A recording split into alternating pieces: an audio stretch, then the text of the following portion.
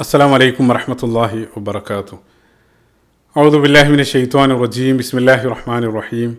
അൽഹംദുലില്ലാഹി റബ്ബിൽ ആലമീൻ വസ്സലാത്തു വസ്സലാമു അലാ റസൂലില്ലാഹ് വഅലാ ആലിഹി വസഹ്ബിഹി അജ്മഈൻ. അമ്മാ ബഅദ്. റബ്ബി ഇശ്റഹ് ലി സദ്രി വയസ്സിർ ലി അംരി വഹ്ലുൽ ഉഖ്ദത മിൻ ലിസാനി യഫ്ഖഹു ഖൗലി. സഹോദരങ്ങളെ, റസൂലുള്ളാഹി സ്വല്ലല്ലാഹു അലൈഹി വസല്ലമയുടെ ജീവചരിത്രം, സീറത്തുൻ നബവിയ്യ, ആ ഒരു വിഷയത്തിൻ്റെ തുടർച്ചയെന്നോണം 67ാമത്തെ ഒരു ഭാഗത്ത് ഇപ്പോൾ നമ്മളിപ്പോൾ ഹിജറ വർഷം 2 ഹിജറ വർഷം 2 അരങ്ങേറിയ പ്രധാനപ്പെട്ട സംഭവം റമദാനിൽ അരങ്ങേറിയ ബദർ യുദ്ധമാണ്. അതേപോലെ തന്നെ ഹിജറ വർഷം 2 അരങ്ങേറിയ മറ്റു ചില പ്രധാനപ്പെട്ട ചില സംഭവങ്ങളും നമ്മൾ നേരത്തെ വിശദീകരിച്ചു. റസൂലുള്ളാഹിൻ്റെ മകൾ ഫാത്തിമ റളിയല്ലാഹു അൻഹയുടെ വിവാഹം, അതേപോലെ തന്നെ കഴിഞ്ഞ ഭാഗത്ത് ഹിജറ വർഷം 2 ശവ്വാൽ മാസത്തിൽ അരങ്ങേറിയ ബനു ഖൈനുഖ ഗോത്രത്തിനെതിരെയുള്ള നടപടികൾ, അത് നമ്മൾ വിശദീകരിച്ചു. പല സന്ദർഭത്തിലും ബദർ കഴിഞ്ഞാൽ പിന്നീട് നേരെ ഉഹുദിലേക്കാണ് നമ്മൾ ചാടാറുള്ളത്. യഥാർത്ഥത്തിൽ ഉഹുദ് സംഭവിക്കുന്നത് ഹിജറ വർഷം 3 ശവ്വാൽ മാസത്തിലാണ്.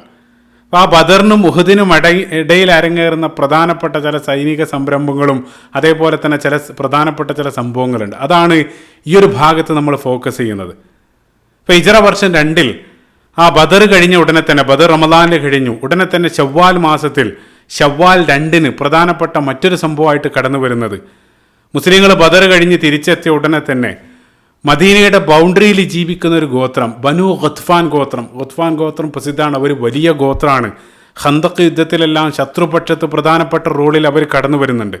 ആ ബനു ഖത്ഫാൻ എന്നുള്ള ആ വലിയ ഗോത്രത്തിൻ്റെ ഒരു ശാഖയായിട്ട്, ഒരു സബ് ട്രൈബായിട്ട് കടന്നു വരുന്നത്, അതായത് ഖുറൈശി എന്നുള്ള വലിയ ഗോത്രത്തിൽ ചെറിയൊരു ഭാഗമാണ് ബനു ഹാസിം. അതേ രൂപത്തിൽ ആ ബനു ഖത്ഫാൻ ഗോത്രത്തിൻ്റെ ശാഖയായ ബനു സലീം ഗോത്രക്കാർ, അവർ മദീനക്കെതിരെ ഒരു അപ്രതീക്ഷിത ആക്രമണത്തിന് വേണ്ടി ഒരുക്കു കൂട്ടുന്ന ഒരു രഹസ്യ വിവരം റസൂലുള്ളാഹി സ്വല്ലല്ലാഹു അലൈഹി വസല്ലമക്ക് ലഭിക്കുകയാണ്.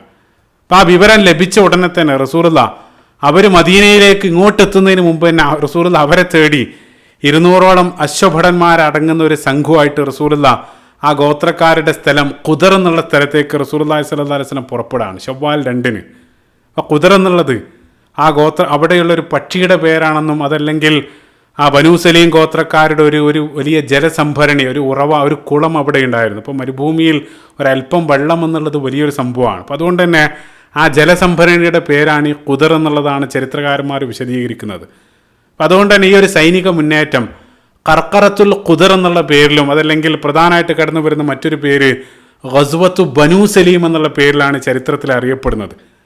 ഇപ്പോൾ റസൂലുള്ളാഹി മദീനയിൽ നിന്നും പുറപ്പെടുന്ന സന്ദർഭത്തിൽ സ്ഥിരമെന്ന പോലെ തന്നെ റസൂലുള്ളാഹി മദീനയുടെ ചുമതല സിബാ ബിൻ ഇർഫുത്ത് റളിയല്ലാഹു അൻഹു എന്നുള്ളൊരു സ്വഹാബിയെ റസൂലുള്ളാഹി ചുമതല ഏൽപ്പിച്ചു. മറ്റു ചില റിപ്പോർട്ടുകളിൽ അബ്ദുല്ലാഹി ബിൻ ഉമ്മു മക്തൂം റളിയല്ലാഹു അൻഹു, അന്ധനായിട്ടുള്ള സ്വഹാബിയുടെ മകൻ അബ്ദുല്ലാ റളിയല്ലാഹു അൻഹുവിനെയാണ് ഏൽപ്പിച്ചതെന്നും മറ്റു ചില റിപ്പോർട്ടുകളിൽ കാണാൻ സാധിക്കും. അപ്പോൾ റസൂലുള്ളാഹി മദീനയിൽ നിന്നും പുറപ്പെട്ടു. ആ ഗോത്രക്കാരായിട്ട് അല്ലെങ്കിൽ ആ ഗോത്രക്കാരുടെ പ്രദേശത്തേക്ക് എത്തി. അവർ മുസ്ലിങ്ങളുടെ ആഗമനം അവർ പ്രതീക്ഷിക്കുന്നില്ല. അപ്പോൾ മുസ്ലിം സൈന്യത്തെ കണ്ട ഉടനെ തന്നെ അവരെല്ലാം ഉപേക്ഷിച്ച് അവർ ഓടി രക്ഷപ്പെടുകയാണ്. അവിടെ ഒരു യുദ്ധമൊന്നും അരങ്ങേറുന്നില്ല, മറിച്ച് മുസ്ലിം സൈന്യത്തിൻ്റെ ആഗമന വിവരം അറിഞ്ഞ ഉടനെ തന്നെ ആ ഗോത്രക്കാരെല്ലാം ഉപേക്ഷിച്ച് അവർ രക്ഷപ്പെടുകയാണ്. അതിൽ മുസ്ലിങ്ങൾക്ക് ഗനീമത്തായിട്ട് 500ഓളം ഒട്ടകങ്ങൾ ലഭിച്ചു. അത് ഓരോ ഭടന്മാർക്കും 2 എന്നുള്ള തോതിൽ വീതം വെച്ചു എന്നെല്ലാം ചരിത്രത്തിൽ കാണാൻ സാധിക്കും. ആ ഗോത്രക്കാർ മുഴുവൻ ഓടി രക്ഷപ്പെട്ടെങ്കിലും ആ ഗോത്രക്കാരുടെ ഒരു അടിമ, ഒരു അബിസീനിയൻ അടിമയായിരുന്ന യസാർ എന്നുള്ള ഒരാളെ മുസ്ലിങ്ങൾ അതിൽ യുദ്ധത്തടവുകാരനായിട്ട് പിടികൂടി. അപ്പോൾ മറ്റുള്ള പല സന്ദർഭങ്ങളിലെന്ന പോലെ തന്നെ അയാൾ മുസ്ലിങ്ങളോടൊപ്പം ഒരല്പകാലം ജീവിച്ച സന്ദർഭത്തിൽ മുസ്ലിങ്ങളെയും ഇസ്ലാമിനെയും എല്ലാം അയാൾ അടുത്തറിഞ്ഞ് ഉടനെ തന്നെ അയാൾ ഇസ്ലാം സ്വീകരിച്ചു എന്ന് മാത്രമല്ല, പിന്നീടുള്ള കാലം തിരിച്ചു പോകാതെ മുസ്ലിങ്ങളോടൊപ്പം അയാൾ മദീനയിൽ ജീവിച്ചു എന്നുള്ളതാണ്. അപ്പോൾ ഈ പിടികൂടിയ സ്വഹാബി അയാൾ റസൂലുള്ളാഹി സ്വല്ലല്ലാഹു അലൈഹി വസല്ലമക്ക് നൽകി. അപ്പോൾ റസൂലുള്ളാഹി ജീവിതകാലത്തുടനീളം ഒരു അടിമയെ സ്വീകരിച്ചിരുന്നല്ല. റസൂലുള്ളാഹിക്ക് ലഭിച്ച അടിമകളെയെല്ലാം ഉടനെ തന്നെ റസൂലുള്ളാഹി സ്വതന്ത്രനാക്കിയിരുന്നു. റസൂലുള്ളാഹി സ്വല്ലല്ലാഹു അലൈഹി വസല്ലം ഇയാൾ ലഭിച്ച ഉടനെ തന്നെ റസൂലുള്ളാഹി പതിവ് പോലെ അയാളെ സ്വതന്ത്രനാക്കി. പക്ഷേ സ്വതന്ത്രനാക്കിയിട്ടും അയാൾ റസൂലുള്ളാഹിനോടുള്ള സ്നേഹം കാരണം പിന്നീടുള്ള കാലം റസൂലുള്ളാഹിനെ സേവിക്കാൻ വേണ്ടി റസൂലുള്ളാഹിൻ്റെ കൂടെ കൂടി എന്നുള്ള സുബ്ഹാനല്ലാഹ്. ഈ യസാർ റസൂലുള്ളാഹി സ്വല്ലല്ലാഹു അലൈഹി വസല്ലമയെ സേവിച്ചുകൊണ്ട് പിന്നീടുള്ള കാലം അവിടെ ജീവിച്ചു എന്നുള്ളതാണ്. അപ്പോൾ ബനു സലീം ഗോത്രക്കാർ അവർ മുസ്ലിങ്ങളെ ഭയന്ന് അവർ രക്ഷപ്പെട്ടു. റസൂലുള്ളാഹി പതിവായിട്ട് ചെയ്യാറുള്ളത് പോലെ റസൂലുള്ളാഹിൻ്റെ ഒരു സുന്നത്ത്, ഏതൊരു യുദ്ധം കഴിഞ്ഞാലും ആ യുദ്ധസ്ഥലത്ത് 3 ദിവസം റസൂലുള്ളാഹി തങ്ങുക പതിവായിരുന്നു. ബദറിൻ്റെ സാഹചര്യത്തിൽ നമ്മൾ വിശദീകരിച്ചതാണ്. അപ്പോൾ റസൂലുള്ളാഹി സ്വല്ലല്ലാഹു അലൈഹി വസല്ലം ബനു സലീം ഗോത്രക്കാരുടെ ആ ഖുദർ എന്നുള്ള പ്രദേശത്ത് റസൂലുള്ളാഹി വീണ്ടും 3 ദിവസം അവിടെ തങ്ങി. ആ സന്ദർഭത്തിലാണ് റസൂലുള്ളാഹി സ്വല്ലല്ലാഹു അലൈഹി വസല്ലം സ്വഹാബികളോട് നേരത്തെ നമ്മൾ കഴിഞ്ഞ ഭാഗത്ത് സൂചിപ്പിച്ച ആ ഒരു ഹദീസ്, അതായത് നുസിർതു ബിർറുഅബി മസീറത്ത ഷഹർ, റസൂലുള്ളാഹി സ്വല്ലല്ലാഹു അലൈഹി വസല്ലം പറയുന്നുണ്ട്, അല്ലാഹു സുബ്ഹാനഹു വ തആല ശത്രു മനസ്സിൽ പ്രത്യേകമായിട്ടുള്ളൊരു ഭയം നിക്ഷേപിച്ചുകൊണ്ട് അല്ലാഹു സുബ്ഹാനഹു വ തആല എന്നെ സഹായിച്ചിരിക്കുന്നു. ആ ഒരു ഹദീസ് റസൂലുള്ളാഹി സന്ദർഭത്തിൽ സ്വഹാബികളോട് പറയുന്നുണ്ട്. അത് നേരത്തെ നമ്മൾ കണ്ടു. അതായത് റസൂലുള്ളാഹിക്ക് പ്രത്യേകമായിട്ട് അല്ലാഹു സുബ്ഹാനഹു വ തആല നൽകി അനുഗ്രഹിച്ച ചില കാര്യങ്ങളിലൊന്നാണ് ശത്രു മനസ്സിൽ അല്ലാഹു സുബ്ഹാനഹു വ തആല പ്രത്യേകമായിട്ടൊരു ഭയം നിക്ഷേപിക്കുക എന്നുള്ള. അത് നേരത്തെ ബനൂ ഖൈനുഖാരുടെ കാര്യത്തിൽ നമ്മൾ കണ്ടിരുന്നു. ഇനി മുന്നോട്ടുള്ള പല യുദ്ധങ്ങൾ അത് കാണാൻ സാധിക്കും. ആ രൂപത്തിൽ ആ ഒരു ഹദീസും റസൂലുള്ളാഹി സ്വല്ലല്ലാഹു അലൈഹി വസല്ലം ആ സന്ദർഭത്തിൽ പറഞ്ഞു എന്നുള്ള. അതുതന്നെയാണ് നമ്മൾ ഇവിടെയും കണ്ടത്. മുസ്ലിങ്ങളുടെ ആഗമനം അറിഞ്ഞ ഉടനെ തന്നെ ശത്രുക്കൾ ഭയന്ന് ഓടുകയാണ്. അപ്പോൾ ഇതാണ് ഈ ഒരു സംഭവം. അതായത് ഈ ബദർ കഴിഞ്ഞ ഉടനെ അരങ്ങേറുന്ന ഈ ഖർഖറത്തുൽ ഖുദർ അല്ലെങ്കിൽ ഗസ്വത്തു ബനൂ സലീം എന്നുള്ള സംഭവം. ഇനി ഹിജറ വർഷം 2 അവസാനമായിട്ട് അരങ്ങേറുന്ന പ്രധാനപ്പെട്ട സംഭവം, അവസാനത്തെ മാസം ദുൽഹിജ്ജ് മാസം 2-ാം തീയതി, അതായത് ബദർ കഴിഞ്ഞ് 2 മാസങ്ങൾക്ക് ശേഷം അരങ്ങേറുന്ന മറ്റൊരു സൈനിക സംരംഭം ഗസ്വത്തു സവീഖ്, സവീഖ് യുദ്ധം എന്നുള്ള പേരിലൊരു സംഭവം കടന്നു വരുന്നുണ്ട്. എന്താണ് സവീഖ് എന്നെല്ലാം പിന്നീട് നമ്മൾ പറയും. അപ്പോൾ നമ്മൾ ഈ ഒരു ഭാഗത്ത് പ്രധാനമായിട്ട് ഫോക്കസ് ചെയ്യുന്ന കഅബ് ബിനുൽ അഷ്റഫിൻ്റെ വധവുമായിട്ടെല്ലാം ഈ ഒരു സംഭവത്തിന് വലിയ ബന്ധമുണ്ട്. അതുകൊണ്ട് തന്നെ നന്നായി ശ്രദ്ധിക്കുക. എന്താണ് സംഭവം എന്ന് വെച്ചാൽ, മക്കയിലെ ഖുറൈശികൾ ബദറിലേറ്റ ആ പരാജയത്തിൻ്റെ പകയിലാണ്. അവരുടെ ആ കച്ചവട കാരവൻ സുരക്ഷിതമായിട്ട് മക്കയിലേക്ക് തിരിച്ചെത്തിയിട്ടുണ്ടെങ്കിലും ആ ബദർ യുദ്ധത്തിൽ അവർക്ക് നഷ്ടമായത് അവരുടെ തലമുതിർന്ന നിരവധി നേതാക്കളെയാണ് ഖുറൈശികൾക്ക് നഷ്ടമായത്. അത് അബൂ സുഫിയാൻ, ഖുറൈശി നേതാവായിരുന്ന അബൂ സുഫിയാൻ അത് സഹിക്കാൻ കഴിയുന്നതായിരുന്നില്ല. അപ്പോൾ ബദറിൻ്റെ ആ പരാജയ വിവരം, ആ വാർത്ത അറിഞ്ഞ ഉടനെ തന്നെ അബൂ സുഫിയാൻ ആ ദേഷ്യം കാരണം ഒരു വിചിത്രമായിട്ടുള്ള പ്രതിജ്ഞ അയാൾ എടുക്കുന്നുണ്ട്. എന്താണ് പ്രതിജ്ഞ എന്ന് വെച്ചാൽ, നദറ അല്ലാ യമുസ്സർ സഹു മാ ഉമ്മിൻ ജനാബത്തിൻ ഹത്താ യഗ്സുവ മുഹമ്മദൻ സല്ലല്ലാഹു അലൈഹി വസല്ലം. അതായത് മുഹമ്മദിന് എന്തെങ്കിലും രൂപത്തിലുള്ള ഒരു തിരിച്ചടി ഞാൻ നൽകുന്നത് വരെ ഇനി ഞാൻ കുളിക്കില്ല. അതായത് ഇനി എൻ്റെ ഭാര്യയെ സമീപിക്കില്ല, ജനാബത്ത് കുളിക്കില്ലെന്ന് അബൂ സുഫിയാൻ അവിടെ ഒരു പ്രതിജ്ഞ എടുക്കുകയാണ്. അപ്പോൾ സ്ത്രീ പുരുഷ ബന്ധം നടന്നാൽ ഗുസ്ൽ വേണം എന്നുള്ളത് നമ്മുടെ ശരീരത്തിൽ നിർബന്ധമാണ്. മറ്റൊരു വിചിത്രമായിട്ടുള്ള കാര്യം എന്താണെന്ന് വെച്ചാൽ, ആ ജാഹിലിയ കാലഘട്ടത്തിലും അവരത് നടത്തിയിരുന്നു. നമ്മൾ നേരത്തെ സീറയുടെ ആരംഭ ഭാഗത്ത് നമ്മൾ പറഞ്ഞിരുന്നു. ഇബ്രാഹിം നബി അലൈഹി സ്വലാത്തു വസ്സലാമയുടെ ആ പാതയിൽ നിന്നും അവർ വ്യതിചലിച്ചിട്ടുണ്ടെങ്കിലും നിരവധി ആചാരങ്ങൾ പല ഭാഗികമായിട്ടോ അതല്ലെങ്കിൽ വ്യതിചലിച്ച രൂപത്തിലോ പല രൂപത്തിലായിട്ട് അവരിൽ ആ സന്ദർഭത്തിലും അവശേഷിക്കുന്നുണ്ടായിരുന്നു. അതിലൊന്നാണ്, അതായത് തവാഫിനെ സംബന്ധിച്ചല്ല നമ്മൾ പറഞ്ഞു, അതിൻ്റെ ഭാഗമായിട്ടായിരിക്കണം അല്ലാഹു അലം ഈ ഒരു ആചാരം, അതായത് ജനാബത്തിന് ആ കുളിയെല്ലാം അവരിൽ ആ സന്ദർഭത്തിലും അവശേഷിക്കുന്നുണ്ടായിരുന്നു. അബൂ സുഫിയാൻ ഈ രൂപത്തിലുള്ള ഒരു പ്രതിജ്ഞ നടത്തിയിട്ടുണ്ട്. ആ പ്രതിജ്ഞ നിറവേറ്റേണ്ടതുണ്ട്. നമുക്കറിയാം, ആ ജാഹിലിയ കാലത്തുള്ള അറബികൾ അവർ വാക്കിന് അങ്ങേയറ്റം വില കൽപ്പിക്കുന്ന ആളുകളാണ്. ഇപ്പോൾ ഒരു വലിയ യുദ്ധം എന്നല്ല അബൂ സുഫിയാൻ പ്ലാൻ ചെയ്യുന്നത്, മറിച്ച് ഏതെങ്കിലും രൂപത്തിൽ ആ പ്രതിജ്ഞ നിറവേറ്റിയിട്ട് ആ പ്രതിജ്ഞ പാലിക്കേണ്ടതുണ്ട്. അതിനുവേണ്ടി അബൂ സുഫിയാൻ മദീനയെ ആക്രമിക്കാൻ വേണ്ടി ഒരു സംഘമായിട്ട് 200ഓളം പടയാളികളായിട്ട് അബൂ സുഫിയാൻ മദീനയെ ലക്ഷ്യമാക്കി പുറപ്പെടുകയാണ്. അപ്പോൾ വലിയൊരു യുദ്ധം എന്നല്ല ലക്ഷ്യം, മറിച്ച് മുസ്ലിങ്ങൾക്കെതിരെ അപ്രതീക്ഷിതമായിട്ടുള്ളൊരു ഒളിയാക്രമണം അത്രമാത്രമേ ഉദ്ദേശിക്കുന്നുള്ളൂ. അതുകൊണ്ടാണ് ഇത്രയും കുറച്ച് സൈന്യമായിട്ട് പുറപ്പെടാനുള്ള കാരണം. ആ രാത്രിയുടെ മറവിൽ ആ സൈന്യം മദീന ലക്ഷ്യമാക്കി കുതിച്ചുകൊണ്ടിരിക്കുകയാണ്. അങ്ങനെ അവർ യാത്ര ചെയ്ത് മദീനയിലേക്ക് ഏകദേശം ഒരു 1/2 ദിവസത്തെ യാത്രാ ദൂരം അവശേഷിക്കുന്ന ഒരു പ്രദേശത്തെത്തിയ സന്ദർഭത്തിൽ അവിടെയുള്ള ഒരു മല, ജബലുൻ യുഖാലു ലഹു സൈബ, ആ സൈബ എന്നുള്ള മലയുടെ അടുത്തെത്തിയ സന്ദർഭത്തിൽ സൈന്യത്തെ അവിടെ നിർത്തി പിന്നീടുള്ള യാത്ര അബൂ സുഫിയാൻ ഒരല്പം ആളുകളെ മാത്രം എടുത്ത് സൈന്യത്തെ അവിടെ നിർത്തി അബൂ സുഫിയാൻ ആ രാത്രിയുടെ കൂരിരുട്ടിൽ ആ മദീനയുടെ അതിർത്തി വരെ സഞ്ചരിക്കുകയാണ്. അങ്ങനെ മദീനയുടെ അതിർത്തി എത്തിയ സന്ദർഭത്തിൽ ആ മദീനയുടെ ഏത് ഭാഗത്താണ് മുസ്ലിങ്ങൾ ജീവിക്കുന്നത്, എങ്ങനെയാണ് ഈ ഒരു കൂരിരുട്ടിൽ അവർക്കിതൊരു അറ്റാക്ക് പ്ലാൻ ചെയ്യുക, അതിനെല്ലാം മദീനയുടെ ഭൂമിശാസ്ത്രം നന്നായിട്ട് അറിയാവുന്ന ഒരാളുടെ സഹായം അബൂ സുഫിയാന് വേണ്ടതുണ്ട്. അതിനുവേണ്ടി അബൂ സുഫിയാൻ ഒരാളെ സമീപിക്കുകയാണ്. ആരെ ആയിരിക്കും സമീപിച്ചിട്ടുണ്ടാവുക? നമ്മൾക്ക് ഊഹിക്കാൻ സാധിക്കും. എല്ലാ അർത്ഥത്തിലും മുസ്ലിങ്ങളോട് അകം കൊണ്ട് ശത്രുത വെച്ച് പുലർത്തുന്ന, മുസ്ലിങ്ങളുടെ ഉന്മൂലനം ആ സ്വപ്നം കാണുന്ന അവിടെയുള്ള ഒരു ജൂതഗോത്രത്തെയാണ് അബൂ സുഫിയാൻ സമീപിക്കുന്നത്. ഏത് ജൂതഗോത്രം? കഴിഞ്ഞ ഭാഗത്ത് നമ്മൾ ഇതേ രൂപത്തിൽ വലിയൊരു ചതി ചെയ്ത ബനൂ ഖൈനുഖാഇനെതിരെ റസൂലുള്ളാഹി സ്വല്ലല്ലാഹു അലൈഹി വസല്ലം നടപടി സ്വീകരിച്ചത് കഴിഞ്ഞ ഭാഗത്ത് നമ്മൾ വിശദീകരിച്ചു. അത്തരത്തിലുള്ള ശക്തമായിട്ടുള്ള നടപടി സ്വീകരിക്കുക വഴി റസൂലുള്ള അവശേഷിക്കുന്ന മറ്റു 2 ജൂതഗോത്രങ്ങൾ ബനൂ നദീറിനും അതേപോലെ തന്നെ ബനൂ ഖുറൈളക്കും റസൂലുള്ള ഒരു മെസ്സേജ് കൈമാറിയിരുന്നു. ഇതെല്ലാം ലഭിച്ചിട്ടും ഈ ഒരു വൻ ചതിക്ക്, അതായത് അവരെ ഒപ്പുവെച്ച കരാറിൽ പുറമേ നിന്നുള്ള ശത്രുക്കൾക്കെതിരെ നമ്മൾ ഒറ്റക്കെട്ടായിട്ട് പൊരുതുമെന്നുള്ള ആ കരാറിൽ അവർ ഒപ്പുവെച്ചിട്ടും പുറമേ നിന്നും മുസ്ലിങ്ങൾ ആക്രമിക്കാൻ വരുന്ന ആ ശത്രുക്കളെ എല്ലാ അർത്ഥത്തിലും ഈ ഒരു സന്ദർഭത്തിലും ബനൂ നദീറുകാർ സഹായിക്കാൻ ഒരുങ്ങുന്നതാണ് ഇവിടെ നമ്മൾ കാണാൻ പോകുന്നത്. അബൂ സുഫിയാൻ ആ അർദ്ധരാത്രി കൂരിരുട്ടിൽ ആ ബനൂ നദീറുകാരുടെ ആ ടെറിട്ടറി, അവരുടെ ആ പ്രദേശത്തേക്ക് അല്ലെങ്കിൽ അവരുടെ ആ പ്രദേശത്തേക്ക് അബൂ സുഫിയാൻ പ്രവേശിക്കുകയാണ്. അപ്പം ഇത് കൃത്യമായിട്ട് സൂചന നൽകുന്ന മറ്റൊരു കാര്യം, അബൂ സുഫിയാൻ നേരത്തെ തന്നെ അവിടെയുള്ള ജൂതഗോത്രങ്ങളായിട്ടെല്ലാം ചില രഹസ്യ ഇടപാടുകൾ നടത്തുന്നുണ്ടായിരുന്നു എന്നുള്ളത് ഈ സംഭവം കൃത്യമായിട്ട് സൂചന നൽകുന്നുണ്ട്. അതുതന്നെയാണ് യഥാർത്ഥത്തിൽ നമ്മളിനി വിശദീകരിക്കാൻ പോകുന്ന ആ കഅബ് ഇബ്നുൽ അഷ്റഫിൻ്റെ സംഭവം അത് വളരെ വ്യക്തമായിട്ട് കാണിച്ചു തരുന്നുണ്ട്. ഒരല്പം കഴിയുമ്പോൾ നമ്മൾ വിശദീകരിക്കും. ഈ ഒരു പോയിന്റ് കൃത്യമായിട്ട് നിങ്ങൾ ഓർത്തു വെക്കുക. അങ്ങനെ അബൂ സുഫിയാൻ അർദ്ധരാത്രി ആദ്യം പോയത് ആ ബനൂ നദീറുകാരുടെ ആ ഏരിയയിലേക്ക് പ്രവേശിച്ച് ആദ്യം പോയത് ആ ബനൂ നദീർ ഗോത്രത്തിൻ്റെ ഒരു നേതാവായിരുന്ന ഹുയയ്യ് ഇബ്നു അഖ്തബിൻ്റെ വീട്ടിലേക്കാണ്. ആരാണ് ഹുയയ്യ് ഇബ്നു അഖ്തബ്? കഴിഞ്ഞ ഭാഗത്ത് ഞാൻ പറഞ്ഞിരുന്നു. ഇനി ഒരല്പം കഴിയുമ്പോൾ റസൂലുള്ളാഹി സ്വല്ലല്ലാഹു അലൈഹി വസല്ലമയുടെ ഭാര്യയായിട്ട് വരാൻ പോകുന്ന സൊഫിയ ബിൻത്ത് ഹുയൈ റളിയല്ലാഹു അൻഹയുടെ പിതാവാണ് ഹുയയ്യ് ഇബ്നു അഖ്തബ്. അയാളുടെ വീട്ടിൽ അയാൾ ബനൂ നദീർ ഗോത്രത്തിൻ്റെ ഒരു ലീഡറാണ്. അയാളുടെ വീട്ടിലേക്ക് പോയി അർദ്ധരാത്രി അബൂ സുഫിയാൻ അയാളുടെ കതകിന് മുട്ടി. അങ്ങനെ അയാളെ വാതിൽ തുറന്നു. അബൂ സുഫിയാൻ വരവിൻ്റെ ഉദ്ദേശം എല്ലാം പറഞ്ഞു. ഈ രൂപത്തിൽ മുസ്ലിങ്ങൾക്കെതിരെ ഒരു ആക്രമണത്തിന് വേണ്ടി വന്നതാണ്, നിങ്ങൾ സഹായിക്കണം എന്നെല്ലാം പറഞ്ഞ സന്ദർഭത്തിൽ അയാളൊരല്പം മാന്യനായിരുന്നു. അയാൾ അബൂ സുഫിയാനോട് അയാൾ പറഞ്ഞു, എനിക്കിതിൽ കൂട്ടുനിൽക്കാൻ കഴിയില്ല. കാരണം മുഹമ്മദുമായിട്ട് സല്ലല്ലാഹു അലൈഹി വസല്ലം ഈ രൂപത്തിലെല്ലാം ഞങ്ങൾ കരാറ് ചെയ്തതാണ്. അപ്പം അതുകൊണ്ട് തന്നെ ഈ ഒരു ആക്രമണത്തിൽ എനിക്ക് നിങ്ങളെ സഹായിക്കാൻ കഴിയില്ല എന്ന് പറഞ്ഞ് അയാൾ അബൂ സുഫിയാനെ നിരാശനായിട്ട് തിരിച്ചയക്കുകയാണ്. അപ്പം അബൂ സുഫിയാൻ അവിടം കൊണ്ട് അവസാനിപ്പിക്കുന്നില്ല. അബൂ സുഫിയാൻ അടുത്ത അതേ ബനൂ നദീർ ഗോത്രത്തിൽപ്പെട്ട മറ്റൊരു ജൂത നേതാവിനെ, അതായത് ആ ഗോത്രത്തിൻ്റെ മറ്റൊരു ലീഡറായിരുന്ന സല്ലാം ഇബ്നു മിഷ്കം, അതായത് അയാൾ ബനൂ നദീർ ഗോത്രത്തിൻ്റെ സാഹിബുൽ കൻസ്, അതായത് ആ ഗോത്രത്തിൻ്റെ CFO അല്ലെങ്കിൽ അവിടുത്തെ ഫിനാൻസ് മിനിസ്റ്റർ ആയിരുന്ന സല്ലാം ഇബ്നു മിഷ്കമിനെ അബൂ സുഫിയാൻ സമീപിക്കുകയാണ്.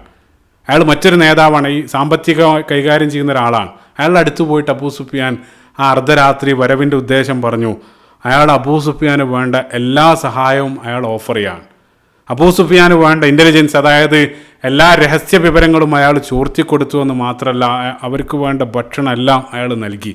ചിന്തിച്ചു നോക്ക്, എത്ര വലിയ ചതിയാണ്. കാരണം ഈ രൂപത്തിലുള്ള ഒരു കരാർ ഒപ്പുവെച്ചിട്ടും ഈ രൂപത്തിൽ ശക്തമായിട്ട് നടപടി ഒരു അല്പം മുമ്പ് ബനൂ ഖൈനുഖാനെതിരെ സ്വീകരിച്ച വിവരം എല്ലാം അറിഞ്ഞിട്ടും ഈ സന്ദർഭത്തിലും ബനൂ നദീറുകാർ ശത്രുക്കളെ മുസ്ലിങ്ങളുടെ ശത്രുക്കളെ സഹായിക്കാൻ വേണ്ടി സന്നദ്ധാവാണ്. അതായത് ആ കരാർ പച്ചയായിട്ട് അവർ ലംഘിക്കുകയാണ്.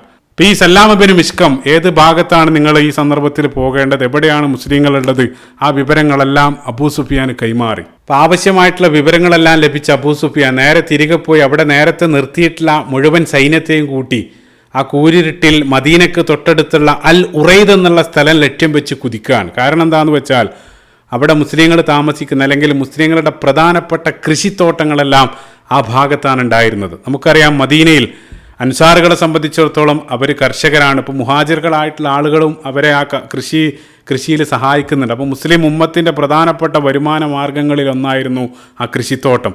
അത് ലക്ഷ്യം വെച്ചാണ് ആ സൈന്യം കൂരിരുട്ടിൽ കുതിച്ചുകൊണ്ടിരിക്കുന്നത്. അങ്ങനെ അവസാനം അവർ ആ ലക്ഷ്യസ്ഥാനത്തെത്തി ആ തോട്ടത്തിലേക്ക് അബൂ സുഫിയാനും സംഘവും പ്രവേശിക്കുകയാണ്. അവിടെ ഉണ്ടായിരുന്ന വിളവെടുപ്പിന് പാകമായിട്ടുള്ള മുഴുവൻ ഈത്തപ്പന മരങ്ങളും അബൂ സുഫിയാൻ തീ വെച്ച് നശിപ്പിക്കുകയാണ്. ആ തീ കണ്ട ഉടനെ തന്നെ ആ തോട്ടത്തിലുണ്ടായിരുന്ന അപകടം മനസ്സിലായ തോട്ടത്തിലുണ്ടായിരുന്ന രണ്ടാളുകൾ, അൻസാറുകളിൽപ്പെട്ട ഒരു സ്വഹാബിയും അദ്ദേഹത്തെ സഹായിക്കുന്ന മറ്റൊരു വ്യക്തിയും ആ തീ കണ്ട ഉടനെ തന്നെ അവർ പരിഭ്രാന്തരായിട്ട് ആ സൈന്യത്തിന് മുമ്പിലേക്ക് പോവാണ്. അപ്പോൾ ഉടനെ തന്നെ അബൂ സുഫിയാൻ കിട്ടിയ അവസരം പാഴാക്കിയില്ല. അവിടെ വെച്ച് ഈ രണ്ടാളുകളെയും ആ സന്ദർഭത്തിൽ തന്നെ അബൂ സുഫിയാൻ വകവരുത്താണ്. ഈ രണ്ടാളുകളെയും ആ തോട്ടത്തിൽ വെച്ച് അവർ വധിക്കുകയും ചെയ്തു. ആ പരിസരം മുഴുവൻ ആ രണ്ടാളുകളെ വധിച്ച ആ ശബ്ദവും തീയും എല്ലാം കാരണം സമീപവാസികളെല്ലാം ഉണർന്നു. ആ വിവരം തീ പോലെ പടർന്ന് റസൂലുള്ളാഹി സ്വല്ലല്ലാഹു അലൈഹി വസല്ലമയുടെ ചെവിയിലെത്തുകയാണ്. റസൂലുള്ളാഹി കേട്ട ഉടനെ തന്നെ ഒരു നിമിഷം പോലും പാഴാക്കാതെ റസൂലുള്ളാഹി അവിടെ ഉണ്ടായിരുന്ന സ്വഹാബികളായിട്ട് ആ സൈന്യമായിട്ട് അബൂ സുഫിയാനെ പിന്തുടരുകയാണ്. ആ പോകുന്ന സന്ദർഭത്തിൽ പോലും റസൂലുള്ളാഹി സ്വല്ലല്ലാഹു അലൈഹി വസല്ലം മദീനയുടെ ചുമതല അബൂ ലുബാബ റളിയല്ലാഹു അൻഹുവിനെയും ഏൽപ്പിച്ചിട്ടാണ് റസൂലുള്ളാഹി സ്വല്ലല്ലാഹു അലൈഹി വസല്ലം അബൂ സുഫിയാനെ പിന്തുടർന്നത്. അങ്ങനെ അബൂ സുഫിയാൻ അതിവേഗത്തിൽ കുതിക്കാണ്. റസൂലുള്ളാഹി സ്വല്ലല്ലാഹു അലൈഹി വസല്ലം ഖർഖറത്തുൽ ഖുദർ എന്നുള്ള സ്ഥലം നേരത്തെ ഞാൻ പറഞ്ഞു, അവിടെ എത്തിയ സന്ദർഭത്തിൽ അബൂ സുഫിയാനും സംഘവും റസൂലുള്ളാഹി സ്വല്ലല്ലാഹു അലൈഹി വസല്ലമയെ അനുയായികളെയും ദൂരെ കാണാൻ ആ മരുഭൂമിയുടെ വിദൂരതയിൽ അവരെ പിന്തുടർന്നു വരുന്നതായിട്ട് അവർ കണ്ട ഉടനെ തന്നെ പെട്ടെന്ന് രക്ഷപ്പെടാൻ വേണ്ടി അബൂ സുഫിയാനും സംഘവും അവരുടെ കുതിരകൾക്കും ഒട്ടകങ്ങൾക്കെല്ലാം വേഗത കൂട്ടാൻ വേണ്ടി ആ ഒട്ടകപ്പുറത്തും കുതിരപ്പുറത്തുണ്ടായിരുന്ന സവീഖിൻ്റെ ഭാണ്ഡങ്ങളെല്ലാം അവരറുത്ത് വഴിയിലിട്ട് അവരതിവേഗത്തിൽ മക്ക ലക്ഷ്യമാക്കി കുതിക്കുകയാണ്. കാരണം മുസ്ലിങ്ങൾ അവിടെ പിന്തുടർന്നെങ്കിലും അവരെ പിടികൂടാനായില്ല. അബൂ സുഫിയാനും സംഘവും കടന്നു കളഞ്ഞു. പക്ഷെ അവർ പോയ വഴിയിൽ അവരുടെ ഒട്ടകപ്പുറത്തും കുതിരപ്പുറത്തുണ്ടായ ആ സവീഖിൻ്റെ ഭാണ്ഡങ്ങളെല്ലാം ആ നിലത്ത് കിടക്കുന്നുണ്ടായിരുന്നു. അപ്പം എന്താണ് യഥാർത്ഥത്തിൽ സവീഖ്? ഈ ഒരു സംഭവം ഗസ്വത്തു സവീഖ് എന്നുള്ള പേരിലാണ് അറിയപ്പെടുന്നത്. സവീഖ് എന്താന്ന് വെച്ചാൽ അക്കാലഘട്ടത്തുണ്ടായിരുന്ന അറബികൾ അവർ ദൂരെ യാത്ര പോകുന്ന സന്ദർഭത്തിൽ അവർ കയ്യിൽ കരുതാറുണ്ടായിരുന്ന ഒരു തരം ഭക്ഷണ പദാർത്ഥമാണ് യഥാർത്ഥത്തിൽ സവീഖ്. അതായത് ഈത്തപ്പഴം അരച്ചൊരു പേസ്റ്റ് ആക്കിയതിന് ശേഷം അത് ഗോതമ്പ് അല്ലെങ്കിൽ ബാർലിയുടെ പൊടിയിൽ മിക്സ് ചെയ്ത് അതിൽ ഓയിലോ അല്ലെങ്കിൽ ബട്ടറോ തേനെല്ലാം ചേർത്ത് അവർ കുഴച്ച് അത് ഉണക്കി സൂക്ഷിക്കും. ഈ നമുക്കറിയാം അക്കാലഘട്ടത്ത് ഫ്രിഡ്ജും സംവിധാനങ്ങളൊന്നുമില്ല. അപ്പോൾ അതുകൊണ്ട് തന്നെ ദൂരെ യാത്രയിലെല്ലാം ഭക്ഷണമായിട്ട് അവർ ഈ ഒരു സാധനമാണ് അവർ കയ്യിൽ കരുതുക. പിന്നീട് അവർ യാത്രക്കിടയിൽ ഭക്ഷണമാകുന്ന സന്ദർഭത്തിൽ ഇറച്ചിയും മറ്റൊന്നും ലഭിക്കാതാകുന്ന സന്ദർഭത്തിൽ ഈ ഉണങ്ങിയ ഈ സാധനം അവർ വെള്ളത്തിൽ അല്ലെങ്കിൽ പാലിലെല്ലാം മിക്സ് ചെയ്ത് കലക്കിയിട്ട് അത് കുടിക്കും. അതായിരുന്നു ദൂരയാത്രയിൽ അവർ ഭക്ഷണമായിട്ട് ഉപയോഗിച്ചത്. അപ്പോൾ നമ്മുടെ ആധുനിക കാലത്ത് നമ്മൾ ഏകദേശം ഒരു ഓട്സിന് സമാനമായിട്ടുള്ള ഒരു തരം ഭക്ഷണ പദാർത്ഥമാണ്. അതാണ് സവീഖ്. റസൂലുള്ളാഹി സ്വല്ലല്ലാഹു അലൈഹി വസല്ലം ഈ സവീഖ് ഭക്ഷിച്ചതായിട്ട് സ്വഹീഹുൽ ബുഖാരിയിലുള്ള ഹദീസിലെല്ലാം ചില സന്ദർഭങ്ങളിൽ റസൂലുള്ളാഹി അത് ഭക്ഷിച്ചതായിട്ടെല്ലാം കാണാൻ സാധിക്കും. ഈ സവീഖിൻ്റെ വലിയ ഭാണ്ഡങ്ങളാണ്. അത് മുഴുവൻ അറുത്തിട്ടിട്ടാണ് അബൂ സുഫിയാനും സംഘവും മക്കത്തേക്ക് രക്ഷപ്പെട്ടത്.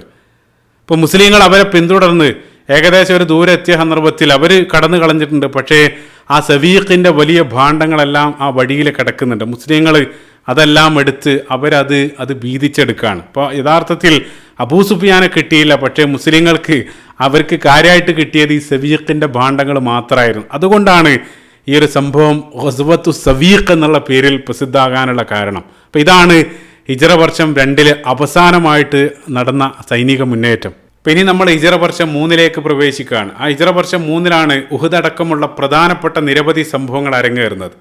അപ്പോൾ അതിനു മുമ്പ് തന്നെ റസൂലുള്ളാഹി സ്വല്ലല്ലാഹു അലൈഹി വസല്ലം ഉഹദിന് മുമ്പായിട്ട് റസൂലുള്ളാഹി സ്വല്ലല്ലാഹു അലൈഹി വസല്ലം നയിച്ച ഏറ്റവും വലിയ ഒരു സൈനിക സംരംഭം ഹിജ്റ വർഷം 3 ആരംഭത്തിൽ മുഹറം മാസത്തിൽ അരങ്ങേറുന്നുണ്ട്. അത് ഗസ്വത്തു ദി അംർ എന്നുള്ള പേരിലാണ് പ്രസിദ്ധമാകുന്നത്. അതിൻ്റെ പശ്ചാത്തലം എന്താണെന്ന് വെച്ചാൽ മദീനയിലുണ്ടായിരുന്ന നേരത്തെ ബനു സലീം, ഗസ്വത്തു ബനു സലീം നമ്മൾ ആരംഭത്തിൽ പറഞ്ഞു. സമാനമായിട്ട് മദീനയിലുണ്ടായിരുന്ന 2 ഗോത്രങ്ങൾ ബനു സഅലബ അതേപോലെ തന്നെ മുഹാരിബ്, ഈ 2 ഗോത്രങ്ങൾ അവർ മദീനക്കെതിരെ ഇതേ രൂപത്തിൽ നേരത്തെ പോലെ തന്നെ ഒരു സൈനിക സജ്ജീകരണം രഹസ്യമായിട്ട് ഒരു അറ്റാക്ക് പ്ലാൻ ചെയ്യുന്ന ഒരു രഹസ്യ വിവരം റസൂലുള്ളാഹി സ്വല്ലല്ലാഹു അലൈഹി വസല്ലമക്ക് ലഭിക്കുകയാണ്.